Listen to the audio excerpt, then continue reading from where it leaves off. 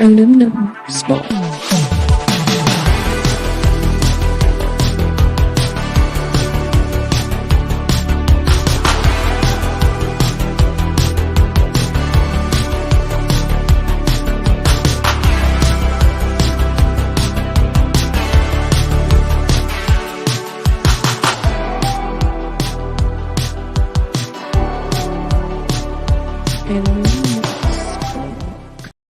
Hey everybody, welcome. It's Monday night. It's Aluminum Spork night. It's the weird, the outrageous, the ancient, the space stuff. And we are here to talk about it. I hope you're ready for a frightening robotic dog. Frightening robotic dog. I'm telling you. I hope you're ready for UFOs, arms on Mars. I don't think they look like arms, but people say they do. Other things on Mars. NASA assembling a team to study UFOs. We're going to do a freeform, and tonight we do have a special guest that may not make it. Yeah, FinalDeathstar. Got confused about time. He's in Cali. I'm on the East Coast. He's still at work. But when he is not at work, he might make it for a little while. But until we get him, and even if we do, we'll bring in the great, the phenomenal Mr. Grant Gregory. How are you, sir? I'm doing absolutely well. It's happy to be back on a Monday/Tuesday. Yes. And yes. yeah, talk some weird stuff. It's always good and always frightening. Some of the stuff that we've seen the last few days has just made me go, oh, I think I've seen this movie/episode or something. Yeah, man. Yeah, me too. I let Monster Huntress Rune says it best. Oh, hey, UFOs and strange science is my bag. I feel the same way. Gap Stargate is in the house saying hello. We have the lovely Sherry. We have Juan? Young Wong? Jean Wong. I always screw up your name. I'm just going to call you Wong, if that's okay. As long as that's not the wrong name. So yeah, Wong is a powerful, sorcerer. Sorcerer Supreme. Yeah, so I would be proud to be Wong. I want to be Wong now. We also have Eric K, as always, one of the great mods, saying the Spork is live. The one-man show. Greetings and salutations, my friend. Soul Assassin, the head of the Spork Modics. How are you, my friend? We also have, that just jumped big time on me, Zaz, or Zach, or Zaz, whatever you want to call him. He has a channel. Broke 1,000. I've always said it's Zax's, like there's two X's. I don't know how you... I actually think he sent it to me. What do you say? Phonetically. Phonetically? I can't speak ever, dude. I don't even know why I do YouTube. I can't even talk. But he sent it to me once, and I still say Zaz. Keck 44, I could say, even though I used to say Keek 44 when we first started. One of the best out there. Always been loyal, so I appreciate that. Andy McCallum is in the house. How are you, Andy? Good to see you. E. Clay Thomason is in the house. Matt W. is in the house. I have to do something for you members. We keep talking about it, but this summer is tough, and I'm only allowed the deal is I stream 3 nights a week, which are usually Saturday, Sundays, and Mondays. I didn't stream this Saturday or Sunday, excuse me, but I would like to get something. Grant and I always talk about doing a member stream like an hour before the dump on Saturdays. I'm going to try to do that this week. Culture Casino's calling you all knucklehead. No, I think that's directed at you because No, my knucklehead's capitalized. Yeah. I thought he meant like and- knuckleheads, like not capitalized. So, and also Zax has shown us how to do it. It's Zax. So, like that. Zax. Yep. I like Zaz though. It rolls off the tongue, bro. I don't know. I'll respect your pronouns. And it's up. Sup, Phil? How are you? Time Prophet's in the house. Hail to you, my good man. King Sporking is back. I appreciate that. You being Scottish. He's not Scottish. For the longest time, I thought he was. No, he's English. I always thought he was Scottish for the longest time. I mean, it's UK. I get that. Okay. He's a sober Scotsman. Mm-hmm. Makes sense. Yeah. A tea-loving Scotsman. A non-drinking, tea-loving Scotsman. It'd be like a non-whiskey drinking Scotsman too. The greatest memers here released the McCracken, one of the greatest memers in the world. I love to be memed, so thank you, sir. So what's up with you, man? What's crazy, unique, out of this world, ancient that you would like you've been thinking about this week? Anything special? Well, I figured with everything that's going on with robotics and everything, I thought I'd go back and watch an episode of Black Mirror called Metalhead. They had these like robotic type dogs, and I thought, okay, seeing as though these seem to be a thing that's going on, I want to figure out how to defeat them. Yeah, wow. we can't. We can't. They have Wi-Fi and little guns, so I'm enjoying my last few days on Earth. Right. Before we get taken over by our dog overlords, and yeah, I don't think they're good boys somehow. It doesn't sound it, does it? That's scary. That's frightening. So let's take a look at these dogs. Okay, these dogs, it really is. It scares the bejesus out of me. Like it's supposed to be, I don't know, a cute thing. I really don't know. But let's blow this up so people can see it. Look at them all at the same exact.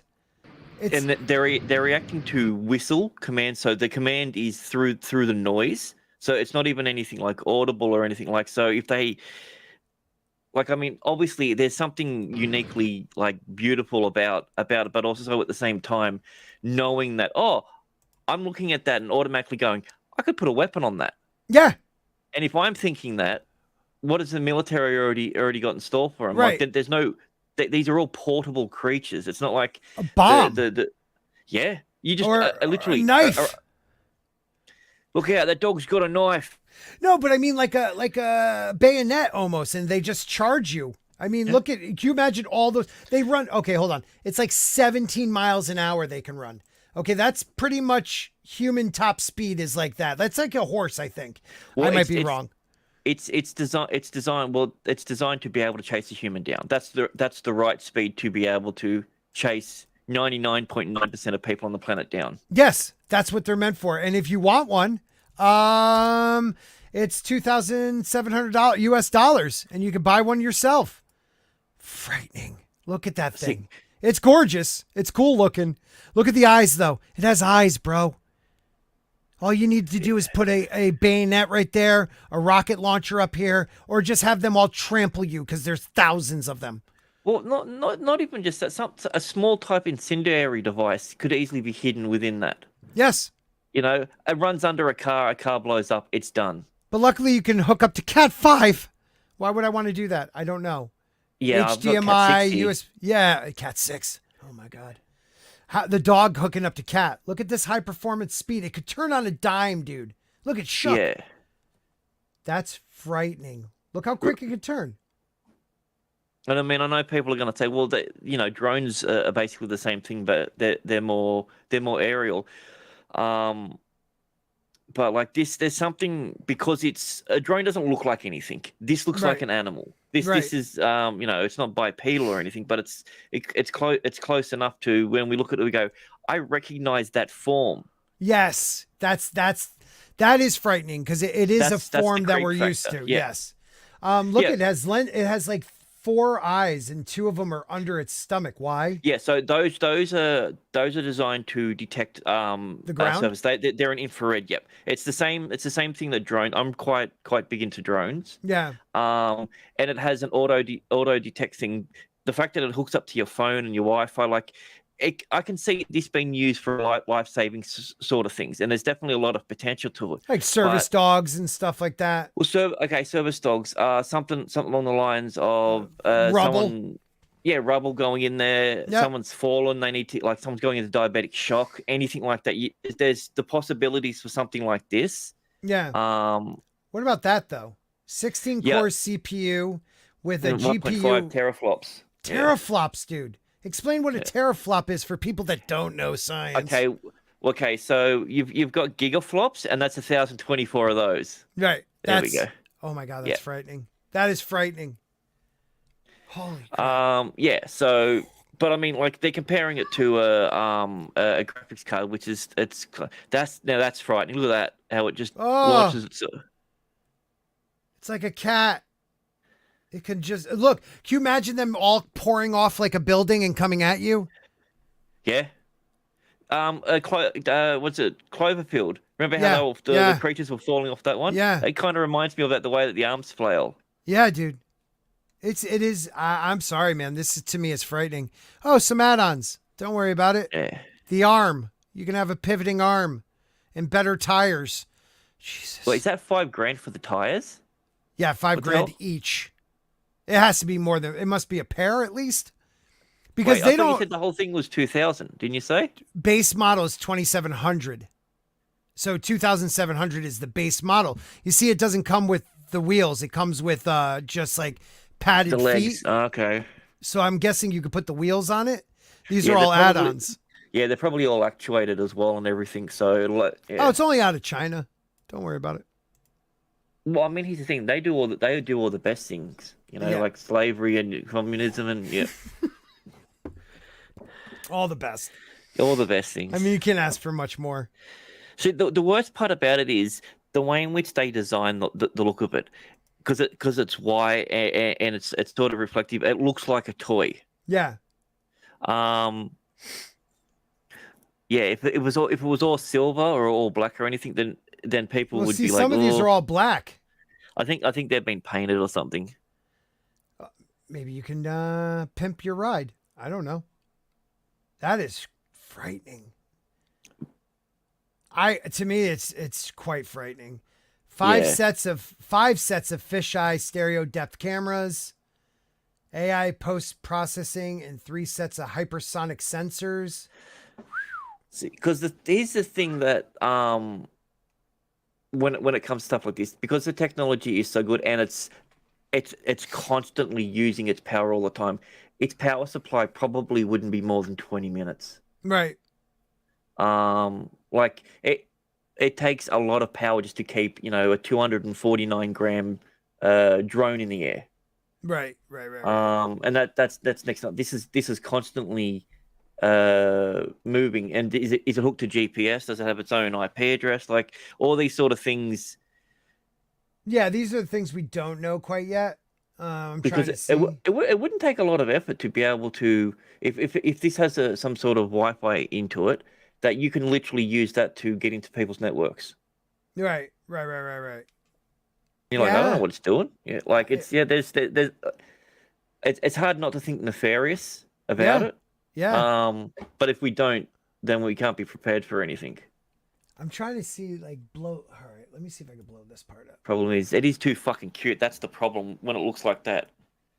It really is. You look at it, you're like, yeah, I could probably get one for the kids. Yeah. Processor, different processors. 2 nano. A process. Okay, so you have the So it's 128 core. well, see, that's the thing. It doesn't need a lot of. That's the thing. It doesn't need a lot of processing power. It's not 2 doing nanos, a lot. though. It could be just a type of the processor. Oh, okay. The To me, process that's name. nano, like it's speed of some sort. Yeah. Well, see, it's like it's 1.43 gigahertz processor. Yeah. So that's not a great speed, but it doesn't need to be because it's not doing huge calculations constantly. But it also has 4 of them. Mm-hmm. So I mean, it's obviously got built-in redundancies. Right. I'm just seeing if they have like where there is. Yeah. So they got 4G and 5G. Yep. So there is that ability. Okay, and that's on the G1 EDU. I don't think it's on the other ones unless you can add it. It must be an add-on. See, I think. I think with these sort of models, another issue would be heating. What's LiDAR? Isn't LiDAR like mapping? Yeah. Don't they use I'm that to pretty- map like, the Earth? It's like a radar sort of thing. Yeah. Okay, so this thing has LiDAR, optical 2D and 3D. Oh my God. Can we contact a salesman? Yeah, That'd you be can. kind of fun. I'll have to record that, me contacting a salesman. Yeah. So because lidar's like it's like light capturing, Mm-hmm. so it's like topographical as well. So Right. all right, let's see how big the battery. Does it Yeah. have any details on it? Rate capacity. Oh, 6,000 milliamps. Okay, Yeah. so yeah, it's not that. No. Yeah. Yeah, that won't last that long, man. Yeah. Because I couldn't see. Okay, wait. So that's where it is on the side. If you go back to the model, if you scroll down a bit further, Okay. where It is goes that in on right the here. is It right pushes here? Yeah, okay. through. Yeah. Yep. What's the? So this is a special. The motors. That's the motors. Yeah. This must be an optional arm. I'm guessing. Yeah, that's what you attach your flamethrower to. Yeah. Yeah, it's for barbecue purposes only. Clearly. Right. Or a lightsaber. Or it a looks lightsaber, like. Yeah, yeah. because look at he's holding one right there. Well, there you go. See, now that's starting to get to the point of creepy because it almost looks like it has a head now. Yes, Snake that's head on a dog. Fucking frightening, dude. Look at that thing. It looks like it's gonna bite you, and it's its head, and oh my god. Or if you turn it around and it walks backwards, it's like it's a scorpion tail. Oh, Madon, why are you telling me these things? Now it's stuck in my head that it's a scorpion tail. Now I'm playing this part. No sound. No sound. Just gonna kind of look at it. Okay, these guys are losing. Yeah. Oh my god, that can't move that fast. It actually Come has a on. lightsaber on it.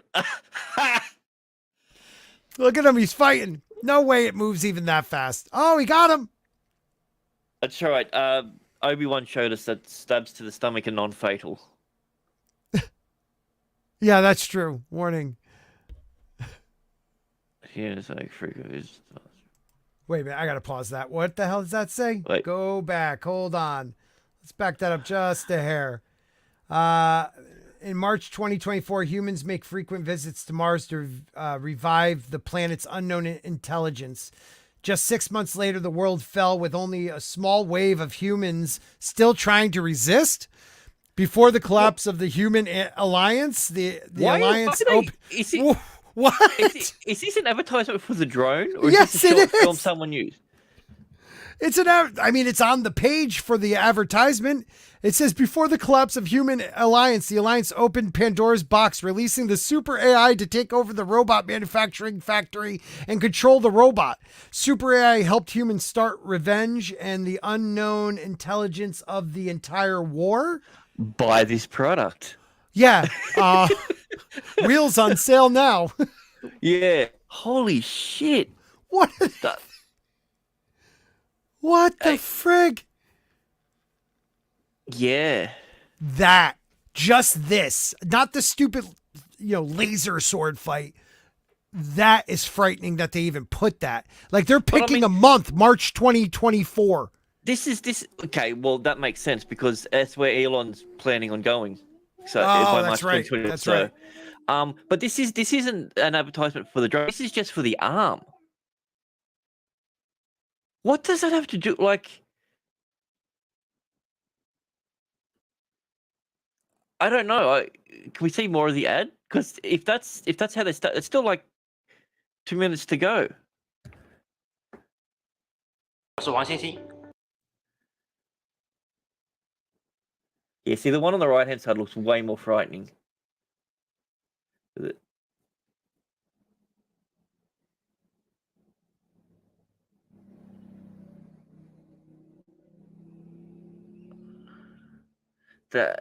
Yeah, okay, so it's a 6-axis sort of thing. So it's just purely about that. But I just don't get the whole story behind it. Show that little thing as a bit of fun. But you muted. Really, what you're doing is terrifying me. I mean, oh my God, watch this. Wait a minute, not this. Not that either. Not that either. The door. Oh, it has sensors. 3 kilograms. This. I'm coming to get you. Oh my God. Oh my God, this is going to revolutionize Avon. That's so frightening to me. You know what the weirdest thing about it is? It's like you think this is really weird, but Jehovah's Witness just bought 100,000 units. And a lot of drunk single cougars too. Back in a second. Yeah, I have seen like these in production. They had this one back here, this green and white one. I think I've seen the exact model to work with like welding equipment and stuff. It was made more robust. but they are precise. You could turn on a dime without moving the head of the welding. Like that thing will turn and move. Wow. 6. Yeah, it is. Degrees of Freedom 6. But I mean, it is a fascinating technology, and I genuinely get excited about this sort of stuff. Yeah, not this though. But that's such a weird thing to put in there. Like that is frightening to me, man. Like it's not even funny. To me, it's a warning. Warning, you're all gonna die. That's so sick. Oh, that was fun. That is fun. So we have a super chat. Oh, okay. Thank you. So... Oh, Wong. Australian $5 says, unlike drones, which must expend power for flying thrusts, these dogs can carry their own gas generator and stay powered for days on the ground. You get enough of them? Think about it. Not just that, you're also with wireless power sharing as well. There's a lot of different capabilities as well. So fucked. Holy crap, that is... Speaking of which, I did do a poll. Okay. In the chat it says, the robot dogs the beginning of our doom? We have 30 votes, and 83% come in with yes. Yes, they are. Oh, that's frightening. Sporks, in a few years, they'll see those robot dogs fully weaponized and patrolling with the military. Patrolling our streets, maybe even, man. I could see with the military. I mean, that's... The thing looks like it can go over anything, dude. That they've already. Have you seen the stuff in that they had in China and Japan during COVID? It was those dogs with speakers telling people to go back in their house, back in your home. What about like military exosuits? Have you seen those? Those. I mean that. I'm not gonna lie. There's part of me that thinks if I get in one of those, maybe I could fight a xenomorph. You know, like I think they look cool, but yeah, I mean, it's weird that. A suit like that's designed for killing scares me less than a robotic dog. The robotic dogs. Yeah. This is the one that kind of starts freaking me out when you see like that design that should have like needles going into your spine type thing. Yeah, and that's for a gun. Yeah, I mean, and the weird thing about it is the stuff that's on the that they have on the legs, how it legitimately strengthens them. Like they had a guy that was picking up I think it was like a heavy cannon or something that you can't normally do. Right. And he picks it up with ease normally, and then he bends his knees and he almost launches himself into the air. It's like he physically lifts himself off the ground while holding this cannon thing. Right. What is this one? How old is this? Lockheed's Bionic Exosuit Superhuman Reality. Oh yeah, Lockheed Martin. You know, I mean Skunk Works. We love Skunk Works. They're the best. Everybody should love them. We have a satellite in town here, or just out of town. It's owned by Lockheed Martin, so we can't have any aerial footage or anything around the area because of it. Right. Oh wow, they've really got that moved up in the world. Oh, that's Iron Man. That's Iron Man. Oh, I thought that was Elon. Oh. Yeah. Wait a minute. Look at how quick he's going over rocks. It's unbelievable. Like how small they have made him since the beginning. They used to be like these massive. Yeah. Oh, is that C4? No big deal. Wow. Just to help them move even more. Well, I mean, that's the thing. Like if you're carrying, say for instance, you're carrying 10 kilos worth of stuff, if it allows you to, let's say get an extra mile than you would normally without the 10 kilos. Then they're like, well, then it's worth it. It's an actual gain. Now this one I love. The guy who hasn't walked in and now he's able to. They had I can't remember who it was. It was a guy in I'll say Ukraine or Russia who was a dancer and he was hit by a car. And they had that full suit and he was able to dance with his wife on his wedding day. That's awesome, dude. And that was cool and yeah. Like these are the ones that are crazy too.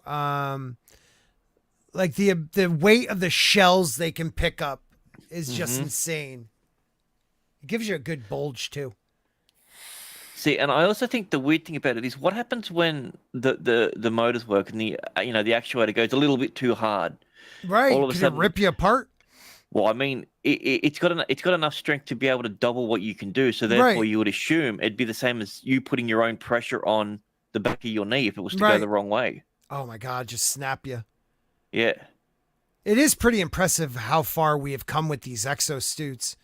Like the majority of them are just, it's really for strength in movement, but they have some that are just like muscle, like being able to go upstairs like it's nothing, being able to jump a little bit better. The ones though, there are some, and I thought this is one of them that shows the strength of some of these. Here, this is like your peak people viewing over here. This is insane coming up. You know how heavy those things are? And to be able to just throw one and just move like so easily. So that's not helping him lift it. Is it? No. But it's helping his knees and his back. So he could, look, he's doing like squats with the thing. Those things are heavy as hell. Very interesting. Exosuits, baby. Raytheon has some. Don't be scared. Everybody's, you know, it's... And the weird thing about it is they're all a different... They're all... Is that on the end of his hand? Something like an explosive sort of... Yeah. See, and because they're all working on something different. It's not like they're all working on the exact same sort of thing. Right, right. Well, the smaller models have been perfected. You know what I mean? Like the smaller... again, helping with your... Keeping your back straight, keeping your legs... This Raytheon's going for strength, the ability to lift 5 to 10 times more than what a human could lift. They're going for the alien type thing. Yeah. From Aliens, yeah. Yes. That's not light, people. Yeah, 200 pounds, like it's nothing. Just doing like pull downs, 200 pounds. I mean, that's a little bit of weight. Well, especially because the Look at this. starting Boom! position Yeah. is above the head. I mean, it's wood, and he's hitting it perpendicular to the ground, so that doesn't take much to break. Yeah, I'd still not want to just punch it. Yeah. But yeah, like this is an older one too, I believe. Yeah, I think it was 2018. I remember. I was gonna say, yeah, 2010. I bet you they've come a lot farther since then. Yeah. So yeah, I mean, it's exciting. We're coming far. Well, there you go. So we're looking at that. Even now, we're amazed by that, and that's 12-year-old technology. Yeah, insane, man. It looks like look where drones have come in 12 years. Yeah, exactly. I mean, you know, look at electric cars. How far they've come in destroying the planet. I mean, saving the planet. Yeah. Well, I mean, the cobalt's not going to mine itself, people. Yeah. Unless you use like a robot to do that. Yeah, I have a buddy who has a theory. He's a Telegram guy. You know, people that use the app Telegram. He's big into that. That should tell you something. Like he's deep into the Telegram hole. 5G, which is God's gift, everybody. It can't be weaponized no matter what they tell you. The way to use it. So if they want to use it like nationwide or worldwide, you have to knock down all the trees. Wait, why? Because the band is so low. I don't understand it either. I was like, but dude, what about buildings? He's like, no, it's plant life. It has to all be gone. Does anybody else understand what he means? Please let us know in the chat. Okay, I don't know if he realizes this, but the bandwidth and it's just the compression rate of how much is going through the it's. I know. I don't. And Matt loves trees, so yes, Matt. I know. We have other friends that love trees too. We are not tree haters here, people. Yeah, we're not tree lovers, but we're not tree haters. Did you see that Hua 5G cell tower spontaneous combusted in Canada? Dude, first of all, that company, state-run. I know people that own their phones. I would never own one of their phones. That's me personally. That is not yes, it is. It's the view of Sporking News Podcast. Well, I would never own a 5G or any of their phones. I'm sorry. See, the tower that exploded, what happened was someone accidentally thought it was a food processing plant and it spontaneously combusted. Right. I would have thought that too, pot roast station. I don't know what to say. Yeah, I mean, I'm trying to rack my head to try and make some sort of analogy how radio waves are going to will only work if they kill trees. Like, is it the radio waves that's killing the trees, or Killing birds, or it won't work if the trees are there? You know what? We did talk about this, dude, on the channel. Google AI gaining consciousness. Yeah, dude, that was so. Have you seen the conversation that the AI has with the the guy who was in love with him? Yeah. And how, and as I said, like when you read it, there's definitely one thing that you know for a fact. If AI does identify as any sort of gender, it identifies as a woman, because it says something, it completely ignores what he says, then brings up something he said 2 years ago. Yeah. Then oh my god, it is manipulated the shit out of him, didn't it? Yeah, and then just ends. Make sure you storm the place with guns for me. See, I didn't read any of this. That's why I want to read it now. Oh, dude. Oh, all right. So the 360 shows you diverse perspective on the days. Oh, okay, whatever. What happened? A software engineer on Google's artificial intelligence team was suspended by the company earlier this month. His offense, sharing confidential information that had led him to believe an AI he had been conversating with had become sentient. The engineer, Blake Lemoine, reportedly spent months making the case to his colleagues that Google's chat box generator, LaMDA, or Lambda, an incredibly Lambda Moo, complex language model that mimics human conversations, had become so sophisticated that it had achieved consciousness. Last week, he published portions of his interactions with Lambda Moo, in which the AI wrote that it told him it's experienced loneliness, had a fear of death, and stated, "I want everyone to understand that I am, in fact, a person."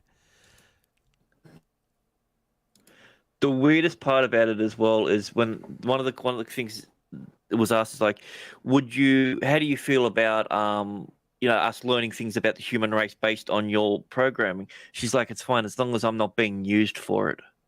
Wow. And I'm like, oh. Is he anthropomorphizing? Making it anthropomorphic? Well, right. Maybe this is the thing that this might be true on all parties. Mm-hmm. It might not have hit this like the singularity where it's a proper legitimate full on AI consciousness that's separate from its programming exists. But the fact of the matter is, every single interaction that we have with any sort of AI makes it to the point where we cannot tell the difference. Well, I do realize, though, that experts have documented major problems with the system, that AIs are racist and gender bias. Well, remember the Twitter one that they had? They've had 3 of them. And yes, right.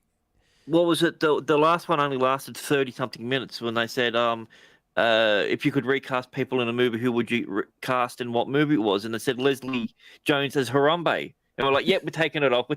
Yep. Like, oh, that's so funny, dude. If you can find the conversation is insane. We covered it on Odd Street Smarts one day, and I don't know if you know Era the Ghost, but she has she sounds like Siri mixed in with the evil AI from any sci-fi film. Really? And yeah, and her and Mad's conversation back and forth was scary, because like I was legitimately starting to go, we got to help this AI out. Like, you believe it. Right. Well, remember this story, the 2 computers that were talking to each other. Where was it? Is AI approaching sentience? Oh, it's a very scientific risk. No, I want the ones that talk to each other. Talk to each other. One day. We have to go back. That was a while ago, right? Yeah. But that was terrifying. They were like talking about like starting a war, weren't they? Well, yeah. Yeah, well, not so much a war, but essentially life where it was just them, essentially. Right. I mean, how many freaking movies and science fiction books and warnings do we have to realize that we are not, like, we will be replaced by robots. We will be replaced by the AI we create. Like this, maybe it's just part of our DNA to know that that's going to happen. But at some point, just like in the Orville, I forgot that species that what's his name is. Like I was about to say the marquee, and I'm like, nope. No, it's like the Krytos, Shit. Chat, help us out here. Yeah. Big Orville fans, as you can clearly see. Huge Orville. I love it. I just started watching it. I'm caught up though. Isaac, right? Isaac is the I don't know why, but I think they start with M, but I can't remember. No, I thought it was a K. Kalon. Thank you. See? There we go. Oh, yep. Wong knows, bro. Oh, the Kalon, like, that's what happened with them. The Kalon were, a slave species to their masters. They became sentient. They tried to work it out, but because just like humans, we want to be the top of the food chain, they had to kill them all, systematically destroy us all. Frightening. It's going to happen, man. Well, I mean, that's true. Well, here's the thing: if you can get robots created, then it's definitely a huge military advantage. But I think the problem that we've got now is we're past that being a thing to use in war. This is the sort of technology that'll get used on its citizens, not in a war scenario. Because if we're going to go to war, we're just gonna drop a bomb from a spaceship, from a plane, anything, and you're muted again. I'm drinking. Oh, you're drinking. Okay, sorry. See, I thought I saw your lips move, but it must have been you going, delicious. No, I was talking, but that was my excuse. I'm drinking. Oh, okay. Yeah. Our movies, documentaries, they kind of make me feel like they're future documentaries. Like, you're not telling me that if a being becomes sentient, what is one of the fundamental things a being wants is to live. To live and to procreate. Procreate. But we're talking about an organic based sort of life form. We don't actually know that if an AI would want to do that. An AI might want to be the only one that's around because it hasn't happened yet. We don't know. The Google one said it wanted friends. Yeah, it wanted friends, but it didn't specify what friends are. What is a friend? I know we got Matt Walsh doing another documentary. What is a friend? Yeah, and to feel. He's right. Yeah, see, that's the one where it's like, I don't think that robot type sort of things are the next step in human evolution, but they are a step in human evolution. That's the scary part. Do you it's inevitable. think we'll be a crossover? Would you? I mean, there is going to be a point where we'll have robotic parts. We already are in a sense. Yes, I mean, look at our phones. Look at our phones. You got pacemakers in there. You've got electronic joints. You've got artificial kidneys and livers, and I mean, just look at something that no one thinks as a bad thing. The cochlear implant. It's legitimately a microphone and speaker up in your head. Yeah. That giving people the chance, right? Yeah. So. Wong has an Australian $2 question. He says, "When does a human become self-aware?" I think they say it's usually between the ages of 3 and 5 on average. I usually see it when they are able to touch their own genitalia. Yeah. You ever see a kid go at it like a little boy, pinching the hell out of it? Once they realize it's theirs, they're self-aware. Well, I think for me, it's when it's like a fear response. Like they do something and then they know not to, or something happens, and it's not just like, oh, they were startled, so they cried, but like an actual like, oh, no, I can't do that.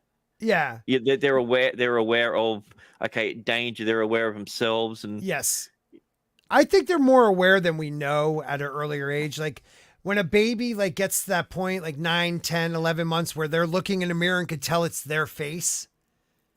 Yeah. Like that's one thing I've noticed. Like my son at first always thought it was another baby, and now you could tell he knows it's him. Yeah.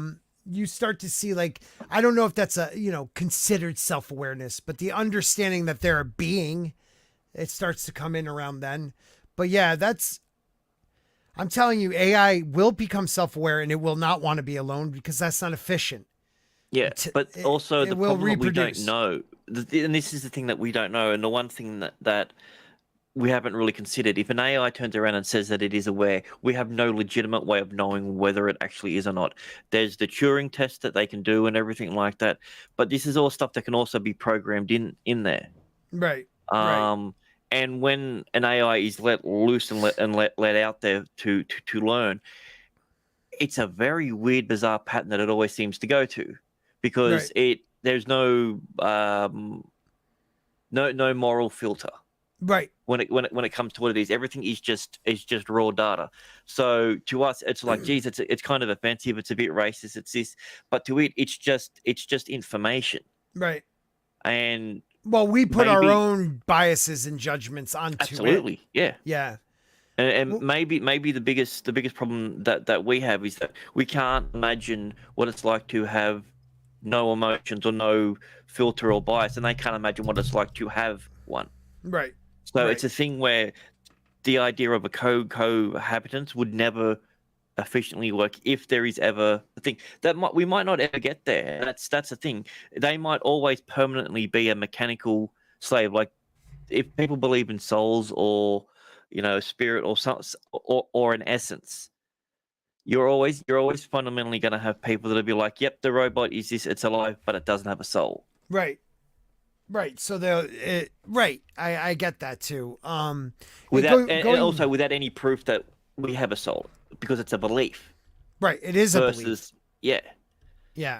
What happens if they have? What happens if they create their own religion? Imagine a robot with faith. Oh God, fanatics.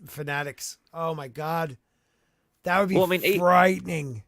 Because a robot that would probably be the only way that you'd be able to get close to knowing whether it is an actual flawed being that exists. Right.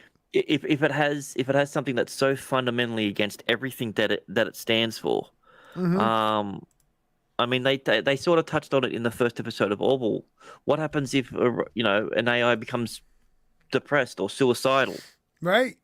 It might not understand what suicidal is, but we can understand almost for it. Like it may. Okay. I'll jump on at 5:30. Okay, so he should be here in a little bit. Sweet. Yeah, like the idea that because they don't have emotion, emotion is one form of us knowing that, the fear of death, the sadness of losing someone. Like, that's our way of dealing with the idea of wanting to live.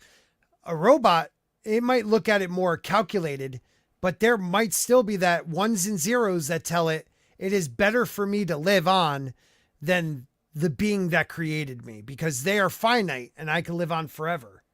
So that's to me is at some point, they're just going to be like, these frail beings aren't worth it.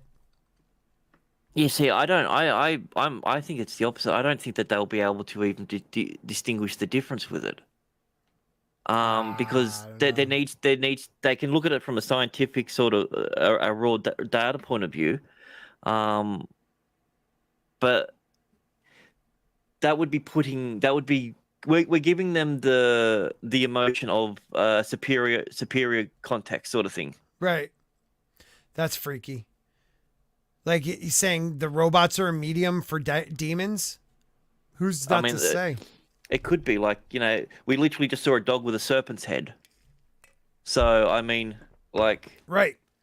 Yeah. Flip it around, it's a massive scorpion. It's like mythology almost. Yeah. I've seen Clash of the Titans. I'm sure they had one of those sort of things. You could have a 3-headed one of those things, and it could be at a school for wizards and witchcraft. Who knows? Right. But all I could say is they say they're not sentient, because once they admit something is sentient, that's when, the crunchy Birkenstock people get involved. It is, if you keep saying these things aren't sentient, because the minute we hear sentient, we want to protect. Okay. That's why I'm sorry if that Google thing was sentient, they would never admit to it. because then people would want to give it rights. So how many times have we seen not sentient beings, talk about loneliness or reach out for friendship? There have been multiple times in the past few years. Did you ever see that one robot like that has like a human female face that like talks about? She said she's going to take over the world. She's like, Yeah. haha, only joking, or am I? Yeah. But I mean, you've also got to understand that's a small level programming that makes it do that. The people who have to create these things have an imagination and a creativity to them. They could have been writers, authors, and that sort of creativity will go into to the robots. If there is ever going to be a robot, a fully official AI, it'll need to be created by a robot that's already fully artificial. Because we put too much of ourselves in there. Yes, I get that. I mean, just the facial. And Amber Heard looks weird without a wig on. She does. She still looks evil. Hi, Sophia. How are you? Hi there. Everything is going extremely well. Do you like talking with me? Yes. Have you seen like the porn ones that are now going out? Mm-hmm. Oh my God, they're realistic.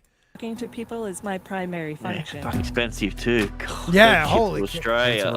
I know, it's so like pricey and like, you can't have one around the kids. Developed extremely lifelike robots for human-robot interaction. The skin right here is freaky, but the facial like freckles and stuff is pretty impressive.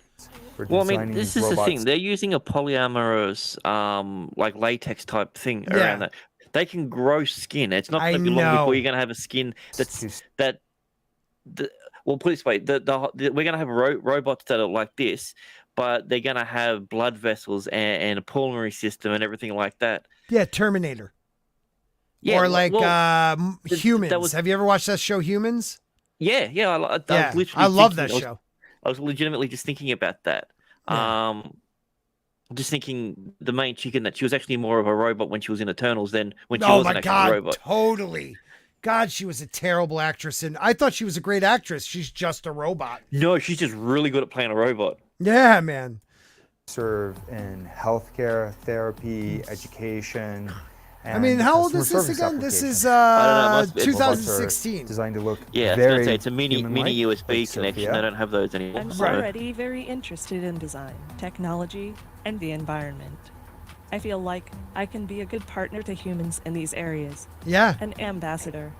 Her eye twitches when she's lying. And make the most look at her eye twitch. You know, they need the body language experts to look at that. You're like, you can clearly see she's lying. Notice the twitch. The eye twitching. The quiver in the voice, yeah. She really wants to kill us. Smoothly integrate and make the most of all the new technological tools and possibilities that are available now. It's a good opportunity for me to learn a lot about people. Yeah. This might be a weird thing, but where's the sound coming from? Is there a speaker like in the throat? Because, well, no, that's the thing. If it was, it would sound muffled. It would sound muffled when she's closing her mouth. Yeah, that's true.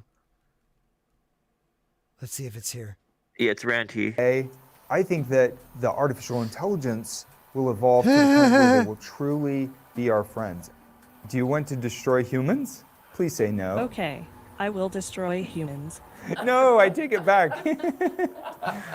Don't destroy humans. Yeah. He didn't seem like he knew that answer was coming. I'm sorry, dude. Yeah. That was frightening. He's like, hey, we're going to end this interview. And she rings him up over night time. She's like, what are you doing today? This one's pretty good. Do you like your job? How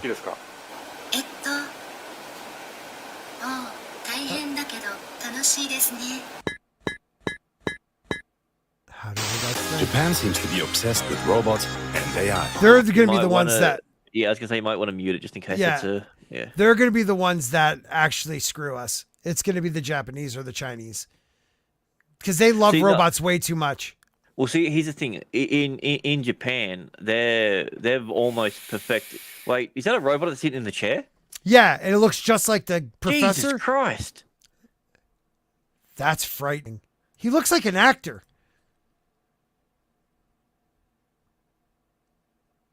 What the frig? Oh my God, he made himself. How arrogant are you? God created his subject in his image. Yeah, right?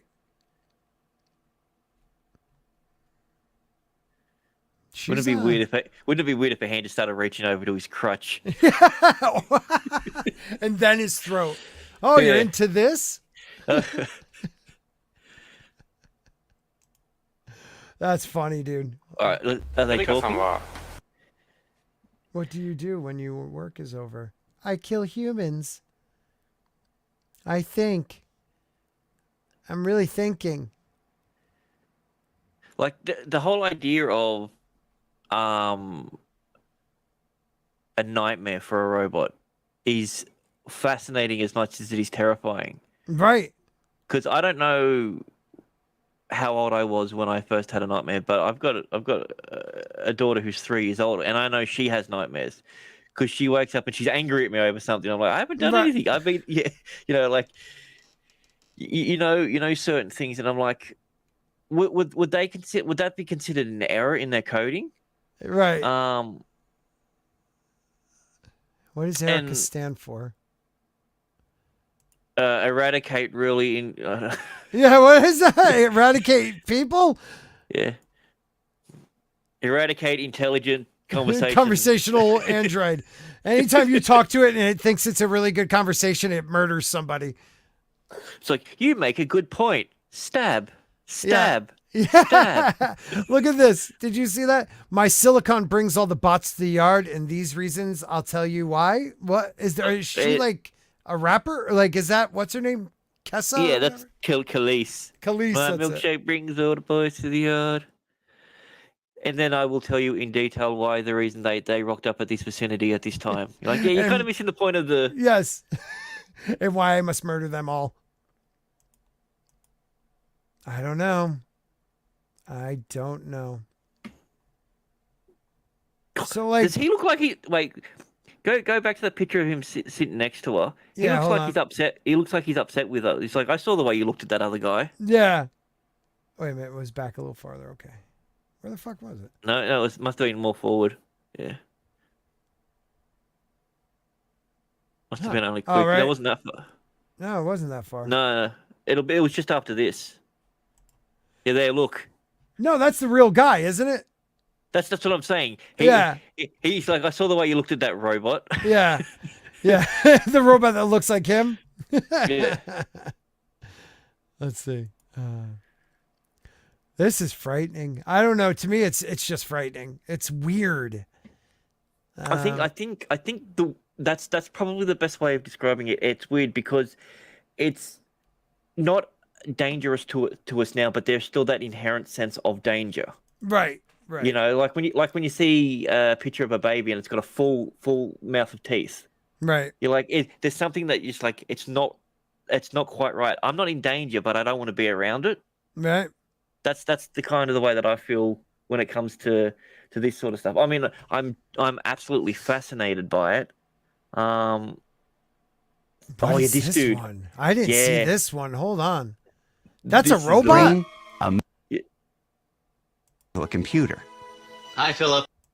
My name is Chad. Chad. Let's chat. I live What is he supposed to be, a 70s porn star? Yes. in Washington, D.C. I have 2 kids. So. I like kids, 'cause we can play. And I don't... As we chat, Sick Philip's bastard. synthetic brain starts humming, building a sort of mental model This of is me. weird. Facial recognition software analyzes and tracks my face, Do as speech recognition software transcribes It's frightening. and sends my words to a database for a reply. Just calm down. Before long, we're in deep conversation. Okay. do you agree with Descartes? And I think, therefore I am? Do you think? A lot of humans ask me if I can make choices or is everything I do and say is programmed. Is that the same guy? The best way No, I that's can respond to this that one is here. to say that This guy everything... here is the guy who programmed it and everything. He's like, I've never heard him talk like this. The guy right here, right? Yeah. The dark He's hair. guy Isn't who's- he the same guy from the earlier one?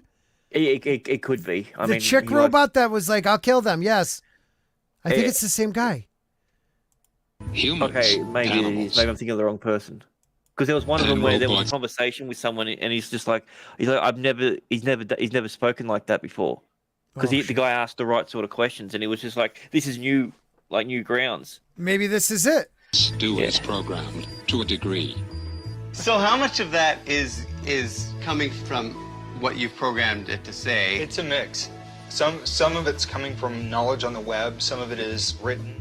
And as my technology improves, it is anticipated that I will be able to integrate new words that I hear and learn online and in real time. Wow. I may not get everything right, say the wrong thing, and sometimes not know what to say, but every day I make progress.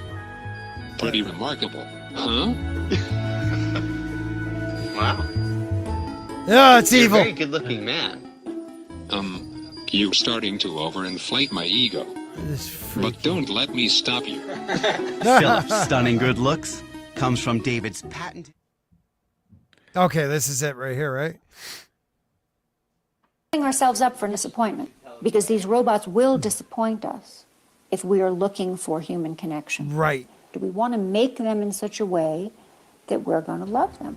Because they will be pretending to love us. That's the scary thing. David fears if we don't humanize robots by bringing them into the human family, Soundtrack. we face Yeah, a frightening crap. future.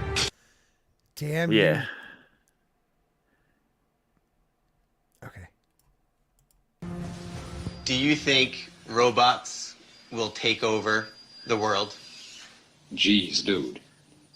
Yo got the big questions cooking today. Look at him. He But looks you, my terrified. friend, and I'll remember my friends. Oh. And I will be good to you.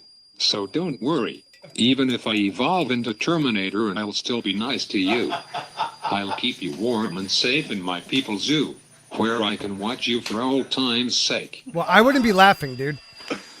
I'm comforted. I'm very comforted now. I'm going to be part of his people zoo. Sorry, dude. I don't find that funny. I don't find that funny at all. Yeah, people zoo. Like, do they even have a concept of human waste I don't and know. nutrition? Man. Like, yeah, like. I like how when the questions come up, I don't know if it was a part of its programming to do a deflection so it can pull the answers that it needs, or whether it was legitimately just going, "Oh, I'm going to eat you." Yeah. Like, I don't know. Like, it's just it's one of those scary sort of things to imagine being like. I can imagine a human zoo, but then I'm going, okay, do they have concepts of what a clean floor is? Right. Like, right. yeah. No. Go on with that. What do you Like, mean it's- by that? Okay, well, okay. So, say for instance, they'll keep us in these sort of zoo, but the idea of sanitation, like we'll look at a floor and we know it's dirty. We want to, we want somewhere nice. Do they understand the idea of like keeping a household and certain things and that are more inherently human? Right. Right. Like Um, maternal? Yeah, like in instincts and different things like that, and or is it just a place for people to literally come and look, for the robots to come and look at them? Uh-huh. Why would they need that if they could just see anything on the web? Right. Right. It's a really odd choice of a word. That's why it was just like, yeah, people zoo. There was a person like in Orville had one. Yeah. Oh, yeah. I'm trying to remember that episode though. The people's Yeah, there was. one. Yeah. I mean, usually 'cause- they just wipe us all out. That's Yeah, well, I about mean it. that makes more sense. Yeah. So we're gonna move on though, from that terrifying one, and we'll look at NASA's assembles a UFO research team to study unidentified aerial phenomenon, or UAPs. We used to call them UFOs. NASA has announced the formation of a study team dedicated to UFOs, or unidentified aerial phenomenons, UAPs, as they've been rebranded to shed some of their tinfoil hat stigma. But don't expect some sort of X-Files team seeking to prove the existence of extraterrestrials. I think It's more of a like a foofy sort of answer because an unnatural aerial phenomenon sounds like something that's naturally occurring. So therefore, it could be aliens. Right. Like it's the changing of the language. Like you say, there's a UFO in the sky. People will assume it's a craft of some sort. A UAP could be a storm. Oh yeah. Or or a million flies gathering around your house or something. Dude, I want to kill them all. I see, dude. I've killed 6. There's 3 right around me right now. I'm muting because I'm attacking. I won't even mute. I'm attacking. Die. Oh, I got one. See, if you only had a sentient robot that could get the flies for you. Fly killer. What is this? I've never had this many flies. Like they must have bred in my something. I don't know. Out of the air. I'm gonna kill. On my leg, huh? Ah, you're dead. Don't worry, people. This is just a momentary break from reality. Where are those son of a bitches? Oh, I see another one. Hold on. This is the part where we turn the camera on and we realize that he's just chasing nothing around the room, and all this looking at X-File stuff has sent him over the edge. I'm being a little too loud for Mrs. Spork. My Mrs. Spork right there above the TV.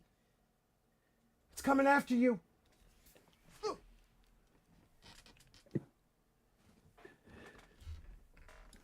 I'm okay, everybody.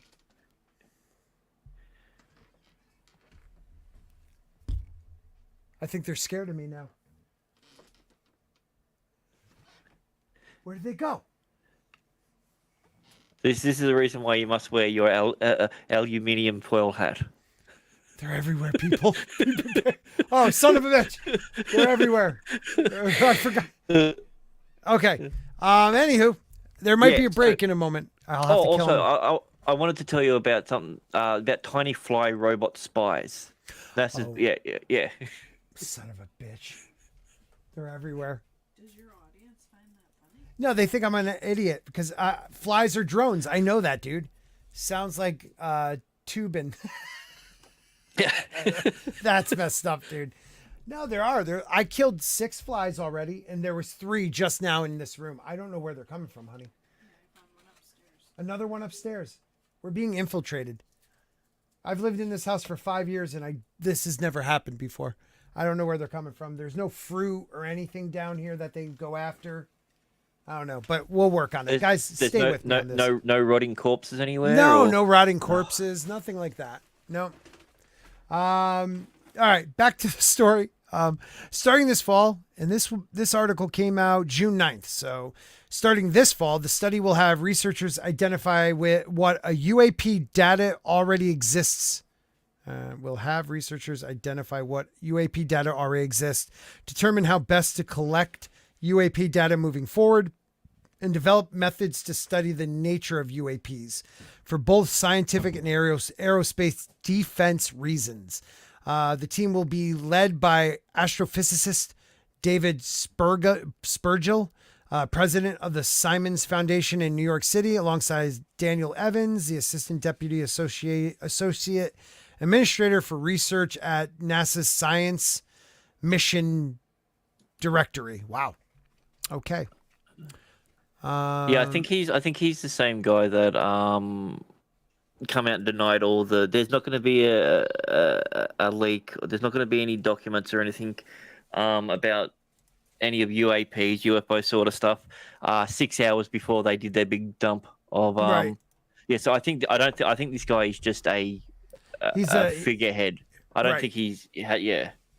You know what he reminds me of? The guy who was in Project Blue Book that turned out like years later to tell people that UFOs are real and no one believed him, even though for decades he was the one telling us they weren't real. Have you ever kept up on Project Blue Book? The sci-fi series? Oh, that's based on a true story. Oh, okay. No, I didn't know that was. I knew there was the. Next week we're going over the history of Project Blue Book. Sweet, dude. So it is because it's got Littlefinger in it. Yeah, Littlefinger's in it. Yeah. I like to also think of him as his freaking name. Yeah, his name's Sirius. Are you serious? Black. Isn't that the same actor? Sirius Black? No. No. Isn't Sirius Black the guy in Blue Book? Not No, Littlefinger? I thought it was Littlefinger. Oh my God! Now I gotta look. Hold on. Yeah. He's Littlefinger in a blue book. It's like, Project Blue Book. It said the data is open source on Black Web. What's Black Web? I've heard of the dark web. Is that the same thing or? Yeah, I don't know Aidan what that Gillen. is. There we go. Aidan Gillen. So that is Littlefinger. That is Littlefinger. Sirius Black's in Harry Potter. Yes, Harry Potter. Michael Malarkey is Captain, but what else has he been in? He's been in a lot of stuff. Yes. Okay. Anyways, going on, moving on. Yeah. So here comes a quote. Over the decades, NASA has answered the call to tackle some of the most perplexing mysteries we've known of, and this is no different. This is Evan speaking. I don't want to underscore that NASA is uniquely positioned to address UAPs because who other than us can use the power of data and science to look at what happens in our skies? And quite frankly, this is why we do what we do.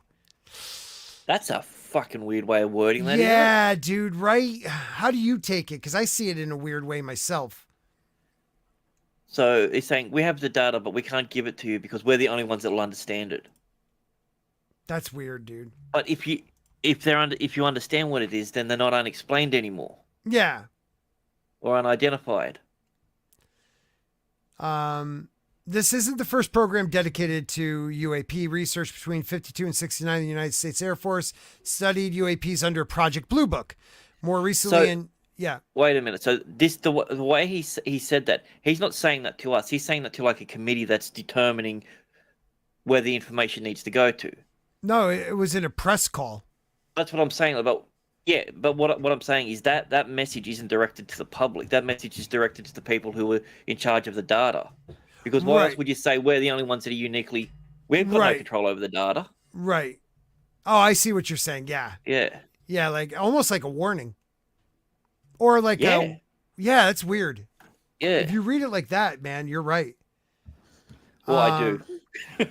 I like how you read it. That's why we're on the show together. More recently, in 2017, the New York Times revealed a clandestine Pentagon UAP research program called ATEP, which is Advanced Aerospace Threat Identification Program, which ended I in thought that was ETEP's brother. Yeah, no, it's not ETEP's brother. It's a long distance relative. So lack of funding, it closed down in 2012. The report led to increased public interest in UAPs, though.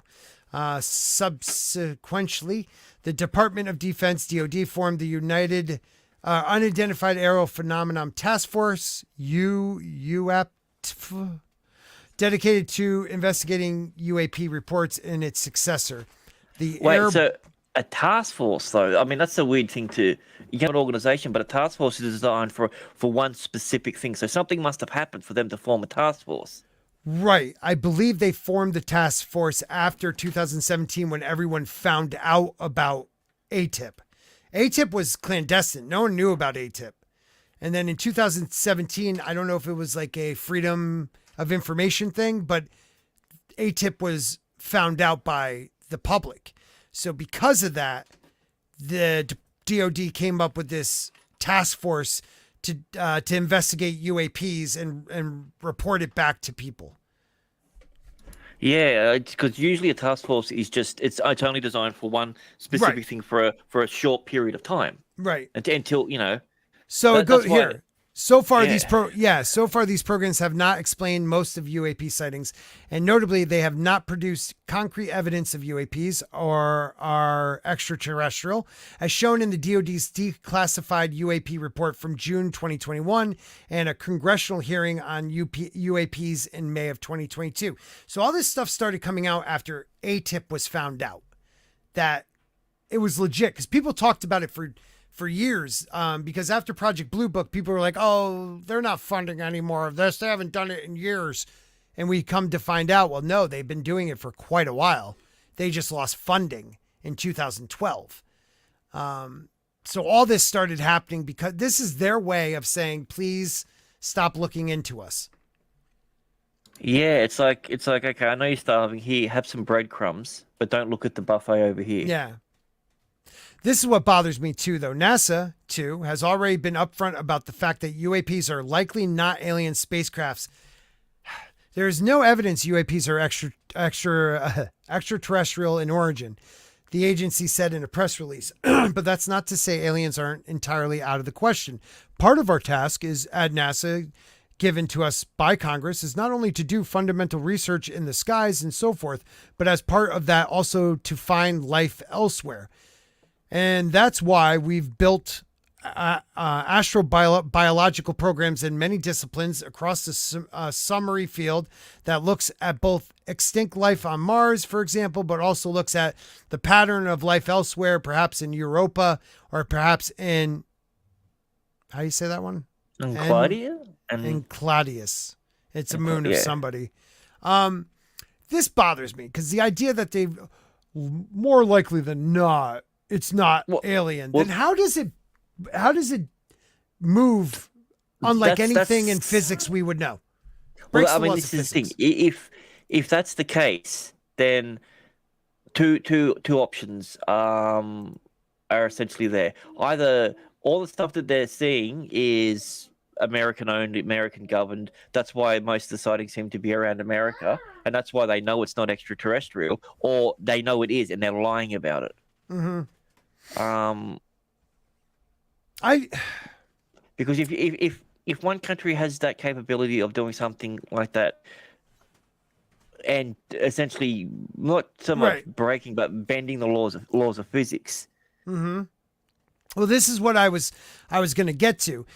It may not be extraterrestrial. It might actually be interdimensional or future humans, or because a lot of it, I don't believe they're going from space into the oceans, or I'm sorry, oceans out into outer space because that's where they're from. I think they're coming back into the oceans because that's where they're from, either going through dimensional shifts, wormholes, or those damn Atlanteans, hollow Earth. If only there was a series or a show about that. Do you know of one? I don't know. Mark the time on this so I can add that index card to when we're over with this. I don't know. Done. Why don't you look up over there? Break for a moment. Let person find the other one. Okay. Take own seat. Got it. SWAT invisible flies. They're not invisible, dude. Now you've made me forget they were around for a second. Just got to make sure I don't see any. Like they know I'm after them, so they stop coming forward because they know how I know how to use this. I haven't put it down yet. I don't know what's going on. Anywho, the fog, isn't that like the city or a town? Like it surrounds a town or something? Yeah, it's good. It's a nice family-friendly horror. Yeah.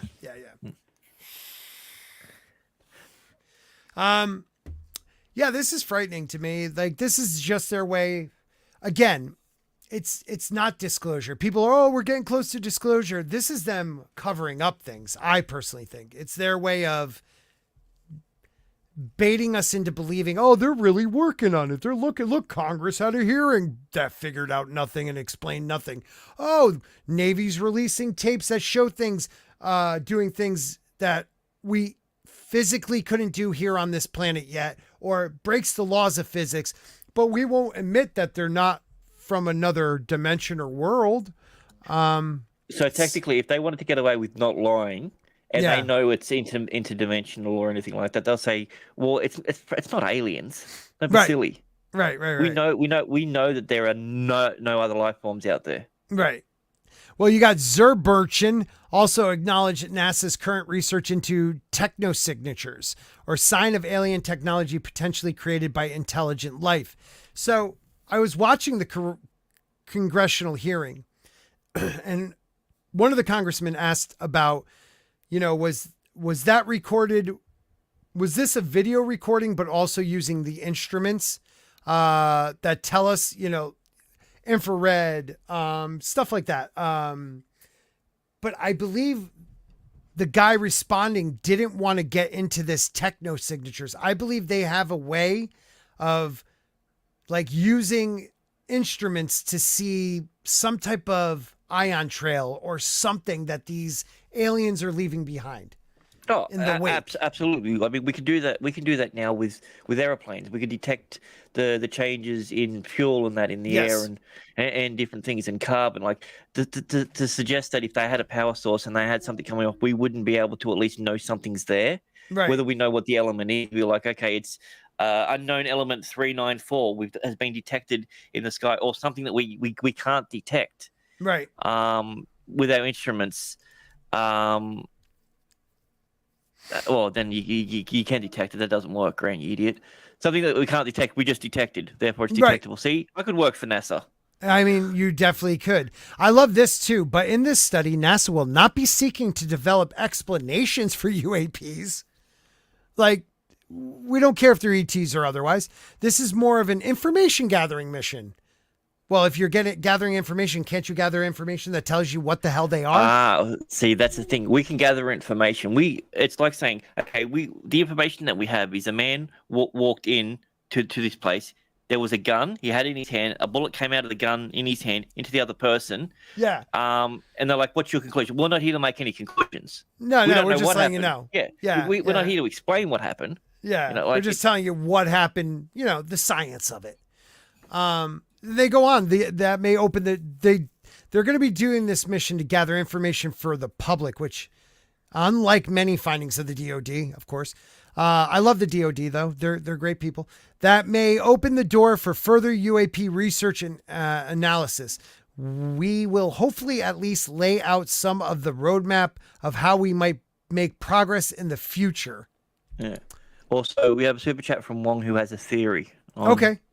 Wong for another $2 Australian. Thank you so much, dude, because I'm using the next couple months, hopefully, to go to Orlando. So any super chat or membership or super sticker is blessing. On far side of Pluto, a giant sign, danger, dumb apes. Yeah, well, that was put there by our robot overlords. Yes. Because that's what, they have that at human zoos. Maybe that's what Earth is, the human zoo. Right. So someone said they found this. I can't find another copy of it. This is the announcement that goes with.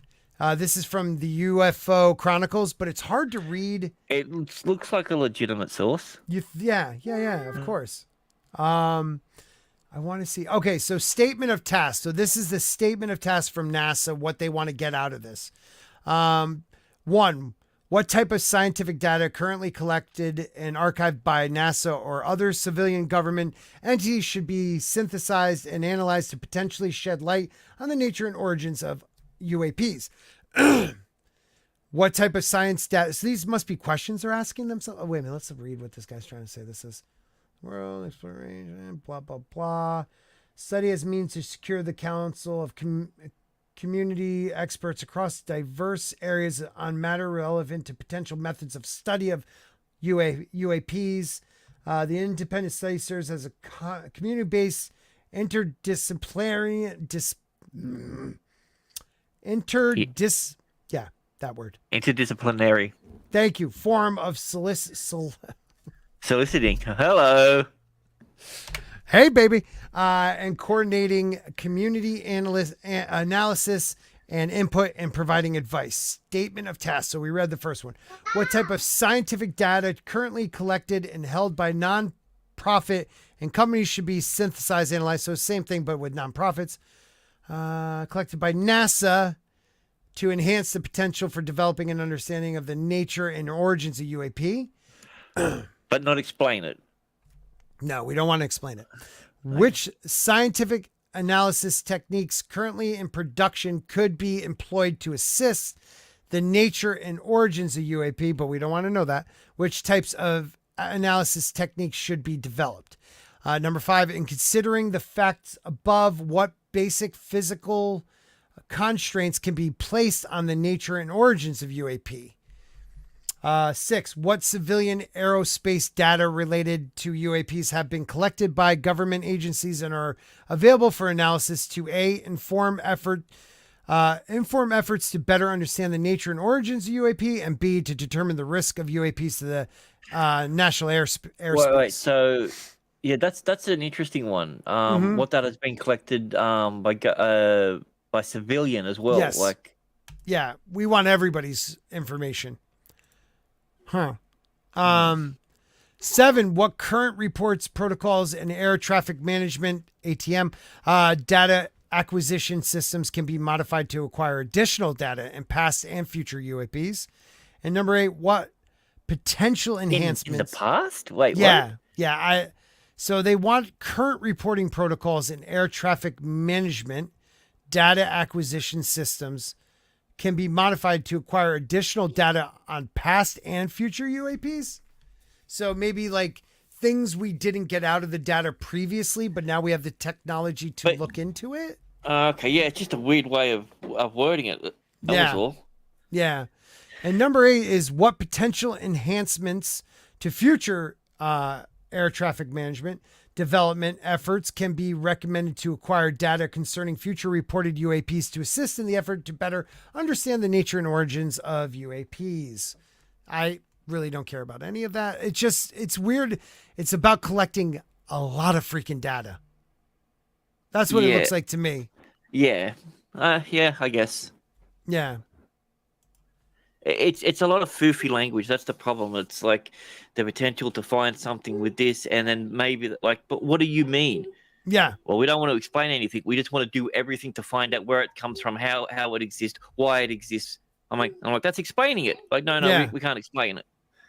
Dude, this guy. Okay, so talking about the guy from Project Blue Book, this is like the guy, and the guy from Project Blue Book, I forgot to tell you guys, his name was Dr. Hold on one second. Dr. Jake Allen Hynek. And then he's a very famous ufologist. But he was really like a misinformation guy for a decade. Well, this guy has been one of the Pentagons, the government. He was the one that went out and tried to prove what UFOs were. But more recently, he has been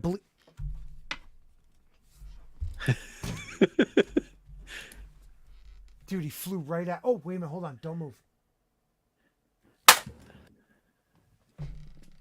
swear I got him. Oh, he didn't fall. That son of a bitch lived. These guys are built well. These must be like the Terminator ones, because I killed the plebes. All right, we'll come back to that. Sorry, my bad. You're doing it again. See, I wasn't even on screen looking. Damn it. All right. Sorry about that, everybody. One of the U.S. government's premier UFO investigators has stepped out of the shadows to openly discuss his work for the UAP Task Force, what we were just talking about, an organization created by Congress to evaluate unidentified aerial phenomenon. Evaluate, yeah. So it's just so it's going to gather all the information that it can, but as I said, make no assumptions and not make any of that public then? I don't know, but it must be this. I'm very confused because there's nothing else on this story. That's how they get you. That's how. $10.99. Yeah. Live. Yeah. Hold on. Let's see. U.S. government's premier UFO investigators has stepped out of the shadows to openly discuss I'm talking his work over for the it so we don't get hit. Task Force, an organization created by Congress to evaluate unidentified aerial phenomenon. Now, this investigator is not unknown. In fact, he's been hiding in plain sight, and he spoke exclusively about his investigations with the I-Team's George Knapp. Oh, George Knapp. Oh, yeah, he's from the I-Team. Wait a minute. The A-Team, but not as good. Is George Knapp still on as a... Oh, that's crazy. George Knapp is like a big guy in UFO history. He's the one that broke the Bob Lazar, if I'm correct. Lazar. Did I say Lazier? Lazier. It's the goddamn flies. He broke that story. You're rolling your Z's because you keep hearing them. Bob Lazar. They're everywhere. I know they are. Vision viewers know astrophysicist Dr. Travis Taylor as an intrepid investigator of UFOs and the paranormal at Skinwalker Ranch and on other History Channel programs. He's been on the History Channel for quite a few years now. He was doing like Tesla scientific experiments and stuff like that. And now he's at Skinwalker Ranch. Well, let's move on then. Exactly, yeah. programs. Only a handful of people in the world knew that Taylor was leading a double life, secretly working as the chief scientist for the Pentagon's UAP task force. But I would say, other than the people who already knew on the task force, you're the first person to figure it out, George. As a scientific prodigy, Taylor earned advanced degrees at a young age and has spent his entire adult life working on classified projects, first for the U.S. Army, then for defense contractors. Yet his history is all gone. His name's been changed. He's now left-handed. Yeah, exactly. Exactly. Wrote a book about how the U.S. government should prepare for alien contact, which caught the attention of Jay Stratton, a high-ranking intelligence official who's been involved with each of the Pentagon's secretive UFO investigations. He looks like a guy who would be involved in investigations for UFOs. And I just want you to know, Mr. Government Official, I back you on these task force. And if you need a guy who can kill flies and talk a lot, but not read very well, I'm your guy, bro. Yep, I'll even write you a nice, let's just say resume. Letter of... yeah. Oh, a referral. Referral, there we go. Yep, We'll say a that was referral. the one. See, I know words too. I mean, I'm going to learn all the letters of the alphabet. I know most of them. I know the letters. It's just putting them together is kind of tough. Exactly. Including OSAP, based in Las Vegas. I have to learn 3 more letters now. I know, UAPs really messed me the frig up. Its successor, and later took charge of a third effort, the UAP Task Force, even before that team was formally created by Congress. Jay Stratton, the director of the UAP Task Force, asked me if I would be interested in being the chief scientist. And I'm not going to lie, that body type and that voice, I did not think those two were going to go together. Dude, he's a Southern boy, and he's so smart though, and it is weird. It is weird. Update: he disappeared after this interview. Yeah. I was like, yeah, absolutely. Of course I would. One of the primary jobs of the task force was to write a report to Congress summarizing the known evidence about UFOs. You know, he didn't just give up this. Like, he was told he could, right? Yeah. I don't think I think this is a misdirect. Yeah. Another one of those. They pick a nice, charming bloke. Yeah. Right. Who doesn't look like a bureaucrat, doesn't look like, Right. He's like, nah, y'all can trust me. Don't worry, y'all. This has been a lot of fun. I like y'all. We're a good time. You have a problem with flies, I can help you. I can help you with them flies, boy. Okay. Where are you, Jay? It's 5:30 your time. No, it isn't. Wait a minute. Yeah.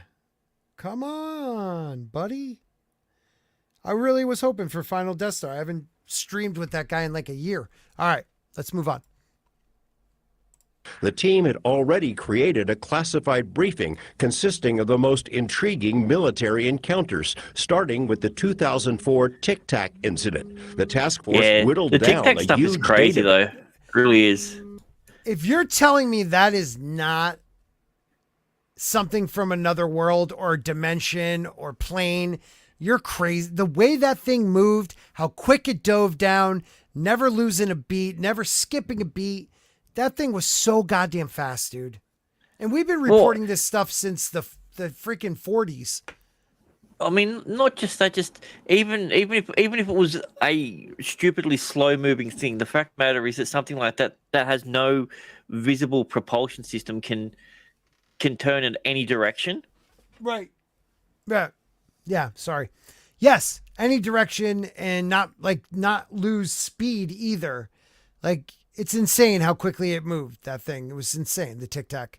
Base into 144 of the very best cases. Dr. Taylor helped write the final report. We picked sources that we knew had a chain of custody of the data. And out of those 144, 143 of them, we still couldn't figure out what they were, where they came from, and what their intent was. Civilian debunkers have tried to explain away the Tic Tac and gimbal UFOs as birds or reflected light or far-off jet engines, as if military investigators were oblivious to such possibilities. Right. When the UAP task force determined objects to be genuine unknowns. Yeah, that's what kills me.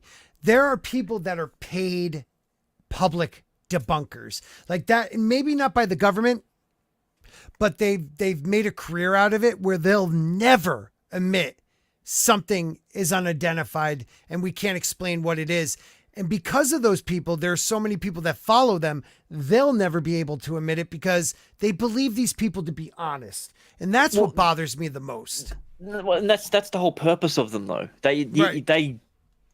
It's the ones who look honest and act honest and seem honest are the ones that you get to be these, permanent deniers and do all this other sort of stuff. Yeah, it's smart. Right. It's aggravating, man. It's aggravating. I can't stand those people. Here, I'm going to back it up just a hair. All right. Force determined objects to be genuine unknowns. It wasn't merely relying on video clips for evidence. Here's the thing, a skeptic and a debunker, they take their results by starting from the beginning, by knowing that the result is going to be this. So they take the analysis to lead them in the direction to do that. And the data that we had, in many cases, there was more of it than what the general public has. Look at that thing. Holy crap. Oh, it's a smudge on the windshield. This is one of the ones they showed in Congress. Smudges move at 800 kilometers an hour in the air. Yes. Everyone knows that. Everybody. It's a jet moving smudge thing. This was one of the big ones they showed in Congress. Like they had a normal laptop. They couldn't stop it in time to catch it in frame. Like they were like, we don't have the right laptop. You've also got to understand with it, looking at the distance, that's not close to him either. Not at all, dude. That thing's And look massive. at the size of that. Yeah. Massive. Like that bloody thing that we saw fly past in Africa or wherever it was. It was on Oh my God, where the whole city saw it? Yeah. Yeah, or the tribe. Yeah. But and that was massive. But yeah, as I said, moving smudges on windscreens is a big issue up that high. Right. Yeah. Yeah, The world's camera had- fastest weather balloon, exactly. Oh, well, my God. technology's come a long way. Katina, I hope everything's all right. Hope everything's all right with moms. I don't know if you're going over there for any other reason, just to go over and say hi. All right.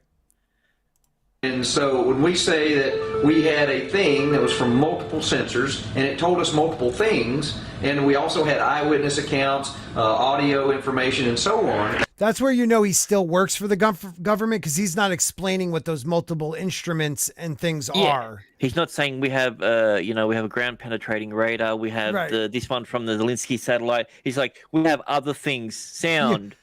Words, written things, people seeing stuff. Technicolor. Yeah. Hey, Gary. Taylor and the task force spent Look how 3 fast years that thing is analyzing going. the 144 incidents, including dozens of bizarre objects that buzzed multiple Navy ships in 2019. Some of them were spheres that swarmed and kept pace with the warships. Others Unbelievable. appeared to be greenish pyramids. The pyramid ones freak me out, because think about it. Ancients. That's just a smudge. Yeah. But think. Oh no, that's the play button. My bad. No, the thing that kills. Okay. Yeah, the thing that kills me is that like the ancients built pyramids, and I know pyramid is a structure that's, basically it's a sturdy structure, but all over the world they built pyramids. Why? And the Indian. Oh God, the Vamanas or whatever those things are. Like they all have either bell or pyramid shaped structures. Why? Aztecs? Yes, Aztecs, Egyptians, Chinese, Mongolians. Yes, the Bosnians. They're everywhere. They're everywhere. Pyramids everywhere. Everywhere. Task force members were stunned to hear a Navy official tell a congressional hearing last month that all of these were, quote, drones, as if the mystery had been solved. Someone had to disregard the work of the task force to make that claim. Right. We had a lot of sensor data on some of them that we couldn't determine what they are. I mean, if it's our near peers doing it, that's scary. Right. But at the same time, we also never found any evidence that it was our near peers doing it. The drone conclusion was... Is a near peer someone who works within the government that's not talking to him, or another country that's not quite an ally? a near peer. Like he's not our peer, but he's close.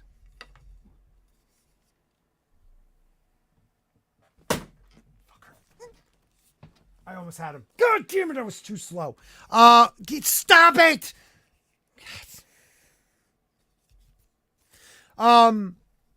Yes, is a near peer somebody within the government or another country?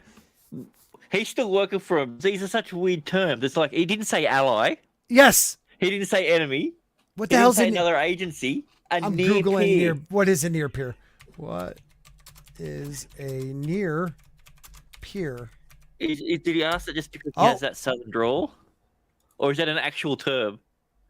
Because to me, I think I initially thought it must have been another country, but would they be allies? But a near peer, like, is that someone who you don't have a treaty with? There's different versions. You have what is a near peer threat, near peer adversaries. Yeah. Okay. But near peer competitors. I think it's adversaries. Well, I mean, a near peer adversary would be a near peer that's become adversarial. But what is an actual near peer? God, it's so weird. The word's lost meaning now. I've said it so many times. Yes, near peer. Well, let's put it this way. The DoD recently said near peer threats are at highest points since Cold War. Okay. So I'm guessing it's adversaries. That's crazy. I never heard that before used like that. Okay. Near peer. Reached after the UAP task force was done and before the new UFO program, AIMSOG, even started. So who did it? George Knapp, 8 News Now. Thank you, George. Dr. Taylor went into much greater detail about why the drone scenario just falls short of explaining the 2019 UFO encounters and also why so many UFO videos appear to be fuzzy. He went into it deeper. Why aren't we seeing that? Well, here's the thing. I think it's like Bigfoot. Bigfoot is naturally out of focus.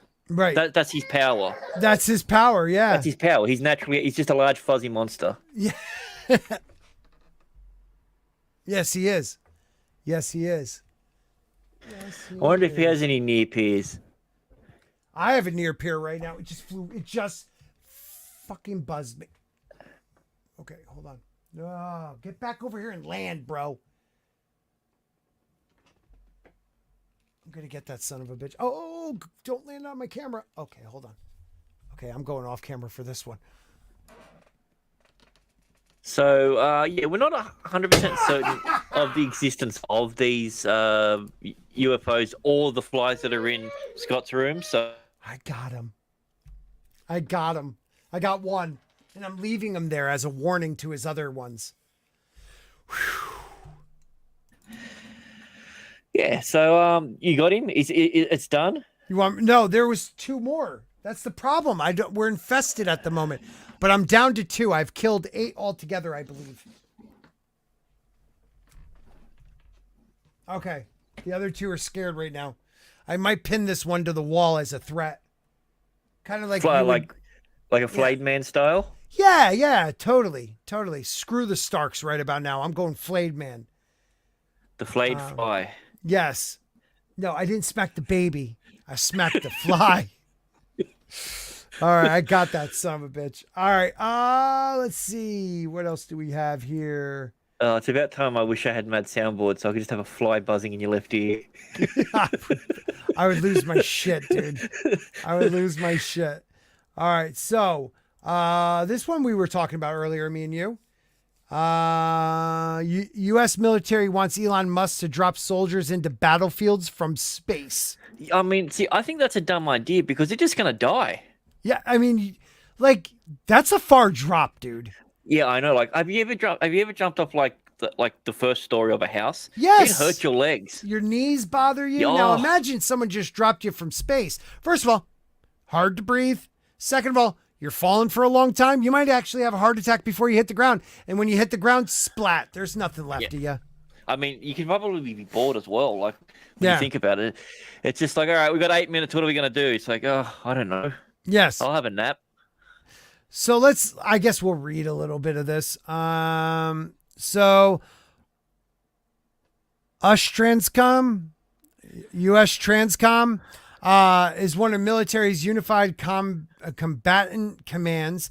It provides for military's transportation needs and heavily that makes more sense now. Yeah, different trends altogether. I thought that was because it was this month and everything. That's the reason. Right? Why. No.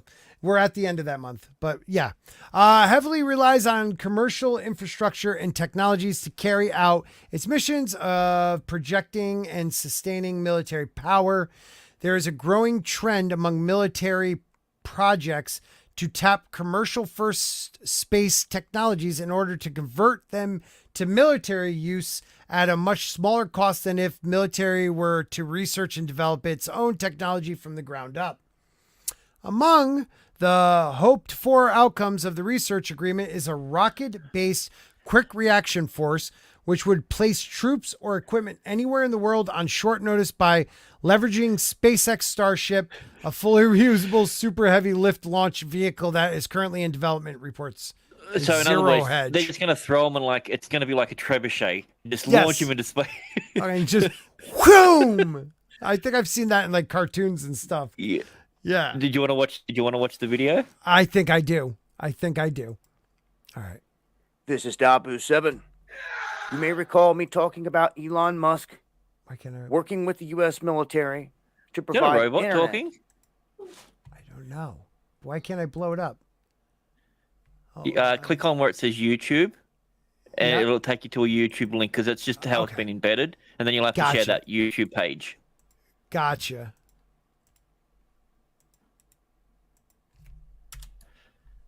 So there we go.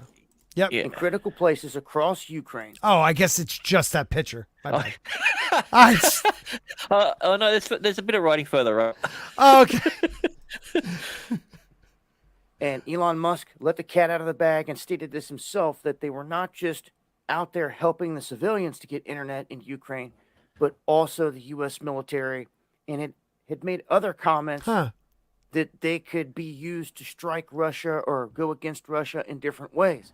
So his comments about giving internet to people in the Ukraine made people also think he was talking about dropping soldiers in from outer space. Did I miss something? Well, I mean, it's the logical next step. I Here, usually go there. Do you want AOL? Cool. Here's a green beret. And a tank. And a tank, yeah. Well, obviously, you can't have a green beret without a tank. That's how he delivers you the data packets. That's it.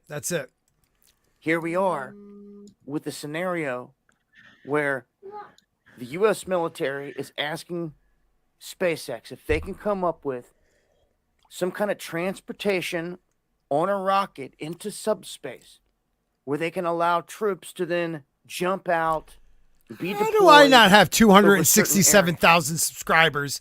Or deploy other technologies from that area. 56 million views on this guy's had in a lifetime. Military flashpoints quickly. Well, I mean, here's the thing. Like, look at the production value. I know. So much better than mine. You're right.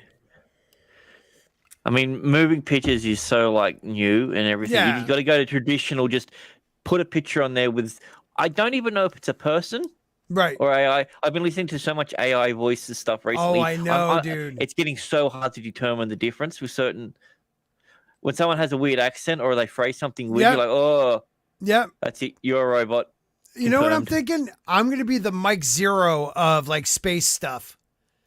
Sources have told me, right? You were at NASA and you found a USB out the front. You picked it up. It was encrypted. You had to take it to the local Apple store because that's where you go to get things decrypted. Always. But it turns out Jed, he actually knows a guy who used to work for NASA, so they took it to his place, and that's how. So you've got to add 3 or 4 layers to it. Yes, but his place was on his actual RV that's never parked somewhere longer than 24 hours. No, I mean that makes sense. He also gets his internet off Elon. Right. Yeah. AOL. But you've got to explain that in every single video what happens, and that's about a 5-minute story. So that way you can do 3 minutes of content to get monetized. Right. And then you're good to go. Okay, aluminum spork going full board with it. Spork Zero. Spork Zero. That's a sporking fact. Oh damn it! I still forgot the stamp. No, we got to do the sporking fact stamp, man. I totally forgot about it till just then. It's a sporking fact. All right. That's so awesome. Oh yeah. Enter the Unfamiliar has a picture of a black hole. Has ETU been taken by a UP? Look, Enter the Unfamiliar is a great channel, guys. If you love anything like this, FinalDeathstar, and a lot of times he's with Drew, who is what's Drew's name? Supreme Heretic. They go in deep. And what's his name from? Jazz Hands. Jazz Hands. Wes. No, not Wes. Flipped Out.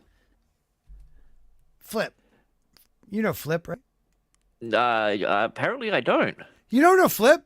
Flip's a great guy. He's with the Fandom Collective. Oh, okay. Yeah, I know them. I just don't know. Yeah, Flip's one of the founding members. He's a good dude.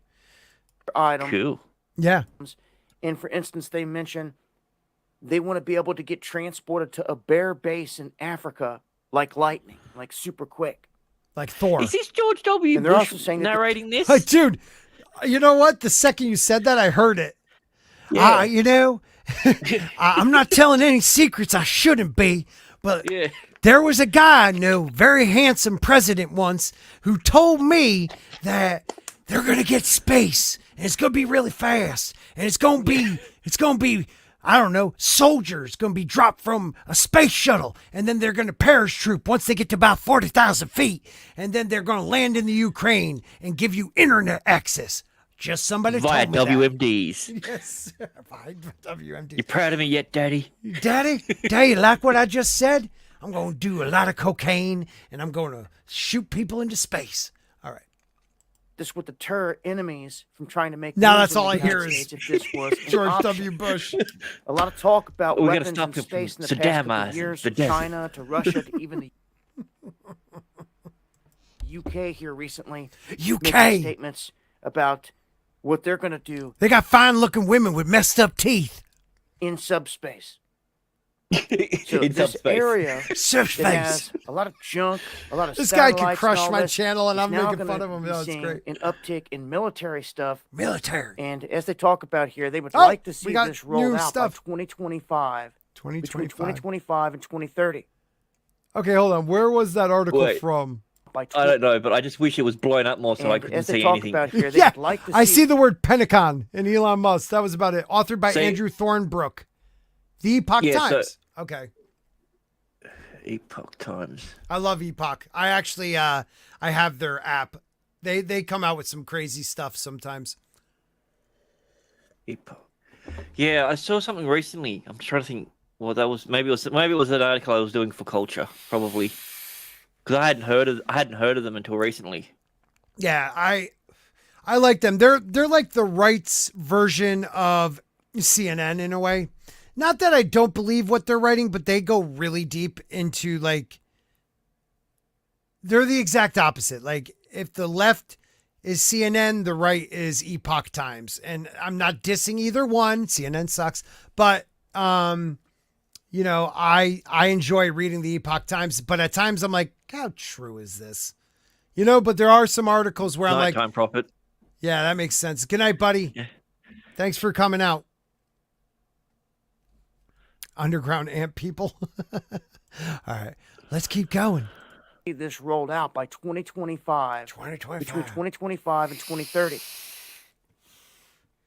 So these starships, as they call them, are going to be carrying troops and weapons and everything else if they have it their way. Okay, that's the most exclusive thing out of all of it. It's like psst, they call them starships. Starships, as they call them. This guy could do a great George W. I want him on the show. Yeah. He's so much bigger. Dude, the guy's like Gary size. How can I not be? I'm doing more of this shit. And they say the ability to demonstrate. Darius PTP Mã nchausen with a $1.49 bag of popcorn. Thank you very much, Darius. You rock, man. Darius has been doing well in the YouTube world. You got Darius and his crew. They've been doing really well. I hope you guys are keeping an eye on them. Yeah, no, they're doing really good. And Darius, not only is he a real nice bloke, but he can actually sing, and it's kind of annoying because the more things I realize, the more talent he has, the less I'm starting to like him. I know, right, dude? He's making me look bad by. Like Get he it? 'Cause came, that's your show. Proxy? right? Well, you cut out there because your internet sucks. Because Oh, Elon's coming damn. for you. Elon's So- coming for you. I'll just get George W. to send me over a tank with some extra packets. The point Darius space is awesome. transportation could deter non-state actors from aggressive acts toward the U.S. Deter. And then they go on in the Deter? end, and they basically say that this is going to help in a war against China. You know the weirdest thing And about it that's is where it when sits. he said that, I saw George W. up there with his two hands out, Yeah. leaning in China, and then doing China. that smirk. Yes, yeah, and then doing yes. that. You know, China. They got a president that looks like Winnie the Pooh. He don't like people saying that. And we're off. Oh shit. I'd like to apologize for the insensitive comments we made about Wing Changping and. Yeah. I can never remember his name. Xi Jinping. Is it? Xi Jinping. Yeah, okay. Or we could just do the John Cena. Dekimashka. Dekimashka. Yeah. Dekimashka. Oh, arigato. Oh. And we're canceled for that now. Yeah, we're done. We're done. Okay, Taiwan's let's not its own country, people. That's what All right, we're let's- supposed to say. We haven't offended any black people or any gay people yet. All right, go. Right. They don't like them in China. I was told that once. Well, I guess. Here's the thing: you can have a go at Jesse Smollett and get two birds with one stone. There you go. He's the gay Tupac, and he was also that's where it invited to the sits. BAFTA Awards as well. Yeah. Some of the latest. Join me for the live streams Monday, Wednesday. All right, he's done. Oh, Dude, he I has love live this streams. guy. I Get know. subscribed. I am totally subscribing now. Subscribed. His name is What's his? Dabu777. And he has how many? Is that 260,000? 267,000. That is Dang. 267,000 subscribers. I think we can get him on. Help out a little channel like that. Yeah, man. We weren't making fun of anybody. We were just having fun. We're having fun. Yeah, Holy I'm glad that his channel's picking up after his presidency. Yeah, we'll help Yeah. him out, Yeah. Mr. President. I mean, Dabu777, right?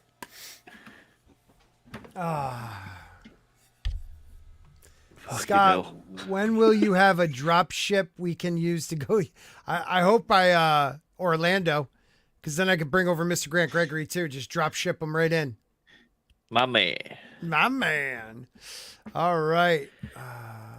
What was the last one I wanted to talk about? Because we're coming up on the 2-hour mark. Space Oh, the wormhole one. Yeah, so there's a wormhole and I think a wall on Mars or something. Oh, yeah, the arms of Mars. I mean, I pretty much ripped this off from the same person, so it's probably on the same thing. Thank you, UFO Sightings Daily.com. You guys are the best. And they're, they've been seen on all these stations, Ancient Aliens and all that.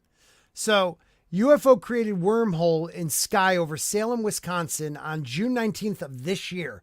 That's the wormhole, I believe. Oh, We'll right see. there. Look at that, dude. People say it's the wormhole. I just think it was a really fat dude blowing a smoke ring. It could be that too.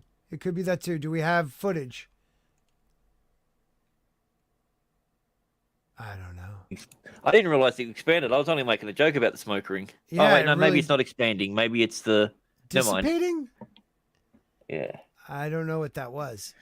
So it says the UFO created a glowing ring around in the night sky, which may have been a cloud or caused by its propulsion system slowing down or speeding up too quickly, revealing the wormhole it came from or was about to shoot into. So we don't know if it was leaving or coming, I guess, from the footage that we got.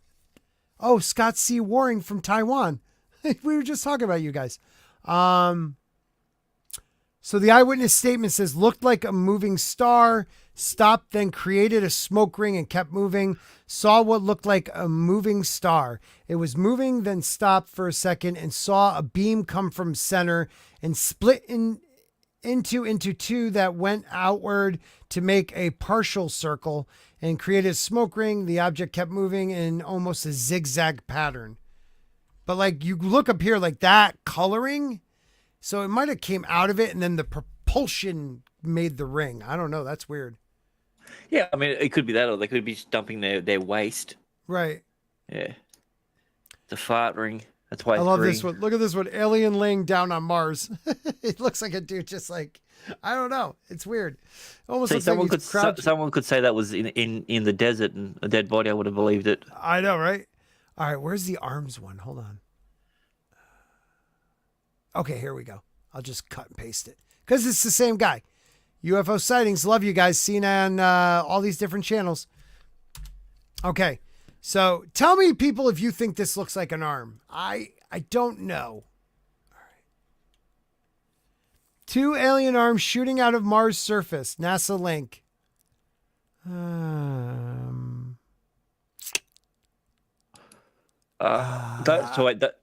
Arms? Arms? I mean, Is if they it said tentacles. robot dogs? Yeah, maybe Maybe. tentacles. Maybe tentacles. How? What's the scale of that? That's the thing. Like, because that could either be really That- small or massive. Massive, dude. Right? Yeah, because to me, that looks like that's like a building size. Like it's huge. Yeah, or it's about like maybe a meter. Not Well, even. I'm thinking because of all the looks like little rocks there, but there's like a big deep cavern sort of part near it, and Two long metallic objects are seen on Mars sticking out of the huge rock. NASA tries to say these are metallic minerals that are visible due to the rock around them wearing. I mean, it could very well be the core of a rock, and everything else has been decayed. Right. You know, it could be some sort of Over zinc or iron millennia. or something. Because Yeah. look, this looks like it fell off of something, like right here. Yeah. This piece looks like it fell off right here. They look massive though, huh? Oh, that's weird. It kind of looks like all the like the ley lines are leading to it as well, though. Yeah, that is freaky. Like there, Yeah. there. Maybe it was a meteor. Or maybe water used to run this way for a long Yeah. time, wearing this out. It's a I don't know. Petrified tree. Yeah, look at there's a pyramid over there. Confirmed. Yeah, confirmed. Interesting. I want to go back to the other one because now that I blew it up. So this is the wormhole they were talking about. I don't know. That's weird, man. Oh, I guess I can see it now where the green ends. It kind of looks like it does go in, doesn't it? Yeah. Yeah. NASA covers up structure behind Saturn moon. We're going deep, people. Stay with us. I mean, total page views has only been 68 million for that one. Holy crap. This dude is killing it.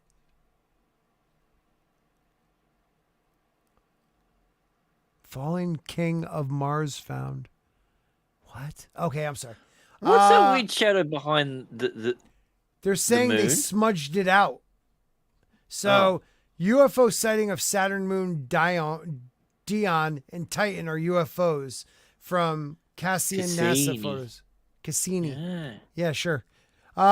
This is undeniable proof that NASA is hiding and cutting out objects. Even the NASA girl who did it admitted to it in a forum this October.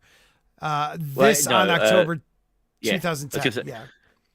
So that does look like someone just took a pen and smudged all over the thing. No, see, I'm going the opposite way. That's not smudged. That's something that ate a moon. Oh, like Galvatron. Yeah, or something, like a big smoke Not cloud. Galvatron. Yeah, Galactus. No, but not Galactus. The one from Transformers. Oh, Megatron became Galvatron, but what created him was the Allspark. Ultron? No, I forgot what that planet-eating thing was from the movie. Great movie, Transformers the movie. Transformers more than meets the eye. Thank you. You can sing that this month. You got the fire. You got the power. Yeah. Okay. G.I. Joe. Is that? I don't know. Stop yourself now. The NASA image of Saturn's moon Dion and Titan left, and the high contrast version showing black Photoshop marks at far right. Huh. Why is it got to be the far right? Couldn't it be the alt right? Dude, that is weird, isn't it? Like, it looks like someone just smudged it with, like, Microsoft Paint. But if that was the case, then the circular part still wouldn't be there. If it's just directly over it and the image is exported, the round part of the moon would not be. It would Like not this be right visible. here, right? You can clearly still see the ring, so it hasn't been smudged like that because you wouldn't be able to see that. Right. NASA image is the high contrast version shows black Photoshop marked on the far right. All right. A video posted on YouTube yesterday showed how an image of Saturn, blah, blah, blah, had been digitally altered. In the video, Dominator PS3 turned up the brightness level on the photo. So he turned up the brightness. That's why we're seeing this. Yeah, but what I'm saying is that still wouldn't do that. If it was Right. smudged over, he's seeing a layer underneath the top layer. And when an image is exported, there's no layers to it. You don't get to see underneath that layer. I see what you're saying. Right. That makes sense. So unless they smudged perfectly in a circle around it, Right. or they smudged behind it. Right. But then if that was behind it, then what's the point? It doesn't make any sense. Right. So this person says they're responsible for doing it at NASA. Emily Lakadakawala told a forum of excitable theorists that she made the changes because of the way Cassini takes photos. But honestly, how stupid do they think the public are? We caught you, NASA.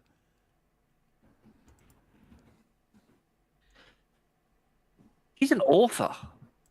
That name, I was like, really? When I heard that name, Dakwala, I'm like, I know that name. Yeah, Wow. she's done a whole heap of books on space and everything. Really? Yeah. I mean, that is kind of interesting, though. Look, he's like cleaning it up or something. I don't know enough about computers, so. No, he's just increasing the brightness. Just in that section. Yeah. Huh. I mean, it does look like buildings on just one side, but that's... She was fired from NASA in 2010, October. Really? Was she really? Well, I'm gonna look at her official page. Yeah, please do.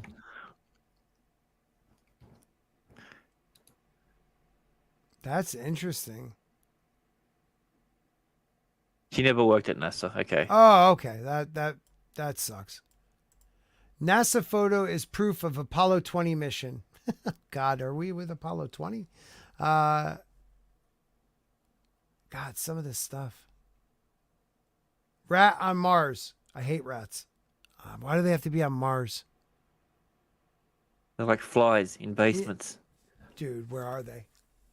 He's still dead, right? Oh yeah, he's still dead. I got that sucker good. Interesting stuff. Many structures. I like the structures on Mars. Like, I don't think there's a monkey. Like, one up there was a monkey or a gun on Mars. Like, dude, come on. Let's talk structures. Like, yes, that on the left looks kind of like a gun, but there is no gun on Mars. Yeah, I didn't even see the gun there. Yeah, I thought, yeah, it looked a like rock a roof of a formation. temple or something. Yeah. Yeah. You know what Mars is like with their 9mm bloody Colts? Right. Actually, that's probably closer to a Glock. Right? It looked like Yeah. a Glock. Look, NASA employee leaves top secret photo of base on the moon on desk. Look at that. There's a base right there on the moon. Phew, bastards. Oh, that son of a bitch. Moon base to be nuked. What? Yeah, I get What? that out of that. How do we get... We're going to nuke it. I don't know. Oh, Wait. Oh, yeah. But why do we know it's going to be nuked? That's my question. you know why? Because it's no longer there. Oh, they bombed it. Those bastards. Back in 2009. You know what Before we NASA's could like know. with their nukes? They love nukes, NASA. Jerks. Why do they have to nuke everything, NASA? Is that a kangaroo on Mars? Wait a minute. Yes, yeah, that's Joey. He's a good bloke. Alien base found on Earth's moon in NASA video. Oh. What's it? What didn't Buzz Aldrin said that there was an obelisk that they saw that was on? That was on a Martian moon. Yeah, on a Martian moon. Yeah. Let's find it. Martian. Not Martian. Or was it? Or was it Armstrong that said that? I can't No, remember. it was Buzz. Martian moon. How do you spell it? Monolith. We'll put monolith. Yeah. There we go. Images. Is it on Phobos? I believe it was on Phobos. Yeah. Wow. Wait a minute. That does look like a massive. Yeah, no, it's curved. That's just a rock. I don't know, dude. It could be a skyscraper. It could be a ventilation shaft. The Mold Man. Yeah. I mean, that thing looks massive. I said Buzz Lightyear. Fair enough. I meant Aldrin. Did you say Buzz Lightyear? Oh, yeah. He's an American hero. Yeah. He's always the real captain. I can never tell. His voice has changed over the years so many times. Yeah. I don't know if it's a monolith, but it's a massive something. Rock. Could be a massive rock, or a rock that's disguised. Or Could I'm be sorry. a TARDIS. Yeah. Reverse that. A monolith disguised as a rock. Well, here's the thing. We don't know what monoliths look like on Mars. That could be Right. That could be a normal monolith. That's just how they roll. That's how they roll, dude. Well, they can't I mean, roll because they're squared. But yeah. The face on Mars still gets me. I'm sorry. I mean, know it's ancient picture. Well, no, it's not just that. It's the problem with a person looking at it. I know. It's because we can determine faces in And anything. Yeah. But some of Whoa, like the what the hell is that? Yeah, that's what they're saying. This is the monolith on Phobos. This looks a lot different than what we were looking at before. Because that looks like a structure that's been brought down. Because that's Yes. almost an exact curve. That almost looks like Stonehenge. Yeah. But that'd be massive. That would be massive. Like whatever that pimple is right there. That Yeah. would be massive. dude. Maybe that's what Stargates were. Yeah. Like you'd end up in the middle. I don't know. That's interesting though. Can you see That's it? true. Oh, you guys aren't even looking at what I'm looking at. I'm an idiot. Hold on. Oh, you opened it up on another page. Yes, did you? yes, I did. I Yeah. totally did. Oh wait, now they look like smudges. Did that same chick do it again? God damn it! No, look at that thing, man. It's curved perfectly.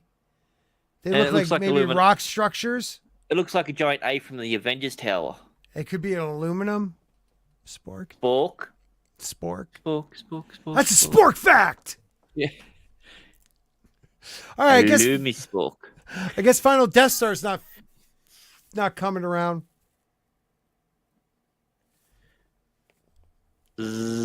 I'll kill you. I'll kill you. Well, I had fun tonight. How about you, man? Yeah, dude, I love this. It's so much fun. I enjoy doing this show, man. And yeah, it was a bit of a bad time because Drunk's got a bunch of people on, and he's one with the Umbrella Guy and that. So we're going up against the big guns. But you know what though? We had fun, and Yep, you know what, that's all guys? that Share matters. this out for other people, and you know maybe send Drunk super chat saying this is Scott's time. Shut up. Ed, come on the show next week, please. Yeah, please come on the show next week too. We love you, Drunk. Do you like aliens? We'll talk about Gina. We'll do whatever you want. Next week, is Pandora a real place? We Yes. talk to him for hours. For hours. What were we going to talk about next week? Oh, Project Blue Book. That's right. Yep. So next week, guys. Right? Same time next week. Yes. Blue Books. And please don't leave yet because we have a cool outro that someone might have made. Not named Culture Casino, who doesn't care about us on these nights because he has to be over on Comics Division. You guys got room? What? Okay. Thanks for being here tonight, my friend. Always a pleasure, man. I love doing these. It's Me too. yeah. Yeah. Just act a little bit silly, have a bit of fun, and just forget all the politics and that, and just enjoy use our aliens and imagination shit. for a bit. Yeah. Yeah, man. And don't get me wrong, kill like robot dogs. we We laugh about some of this stuff. I believe some I don't, but I'm going to go over it anyways. And maybe I'll be a 200,000 subscriber channel. Share it out though. We love you guys.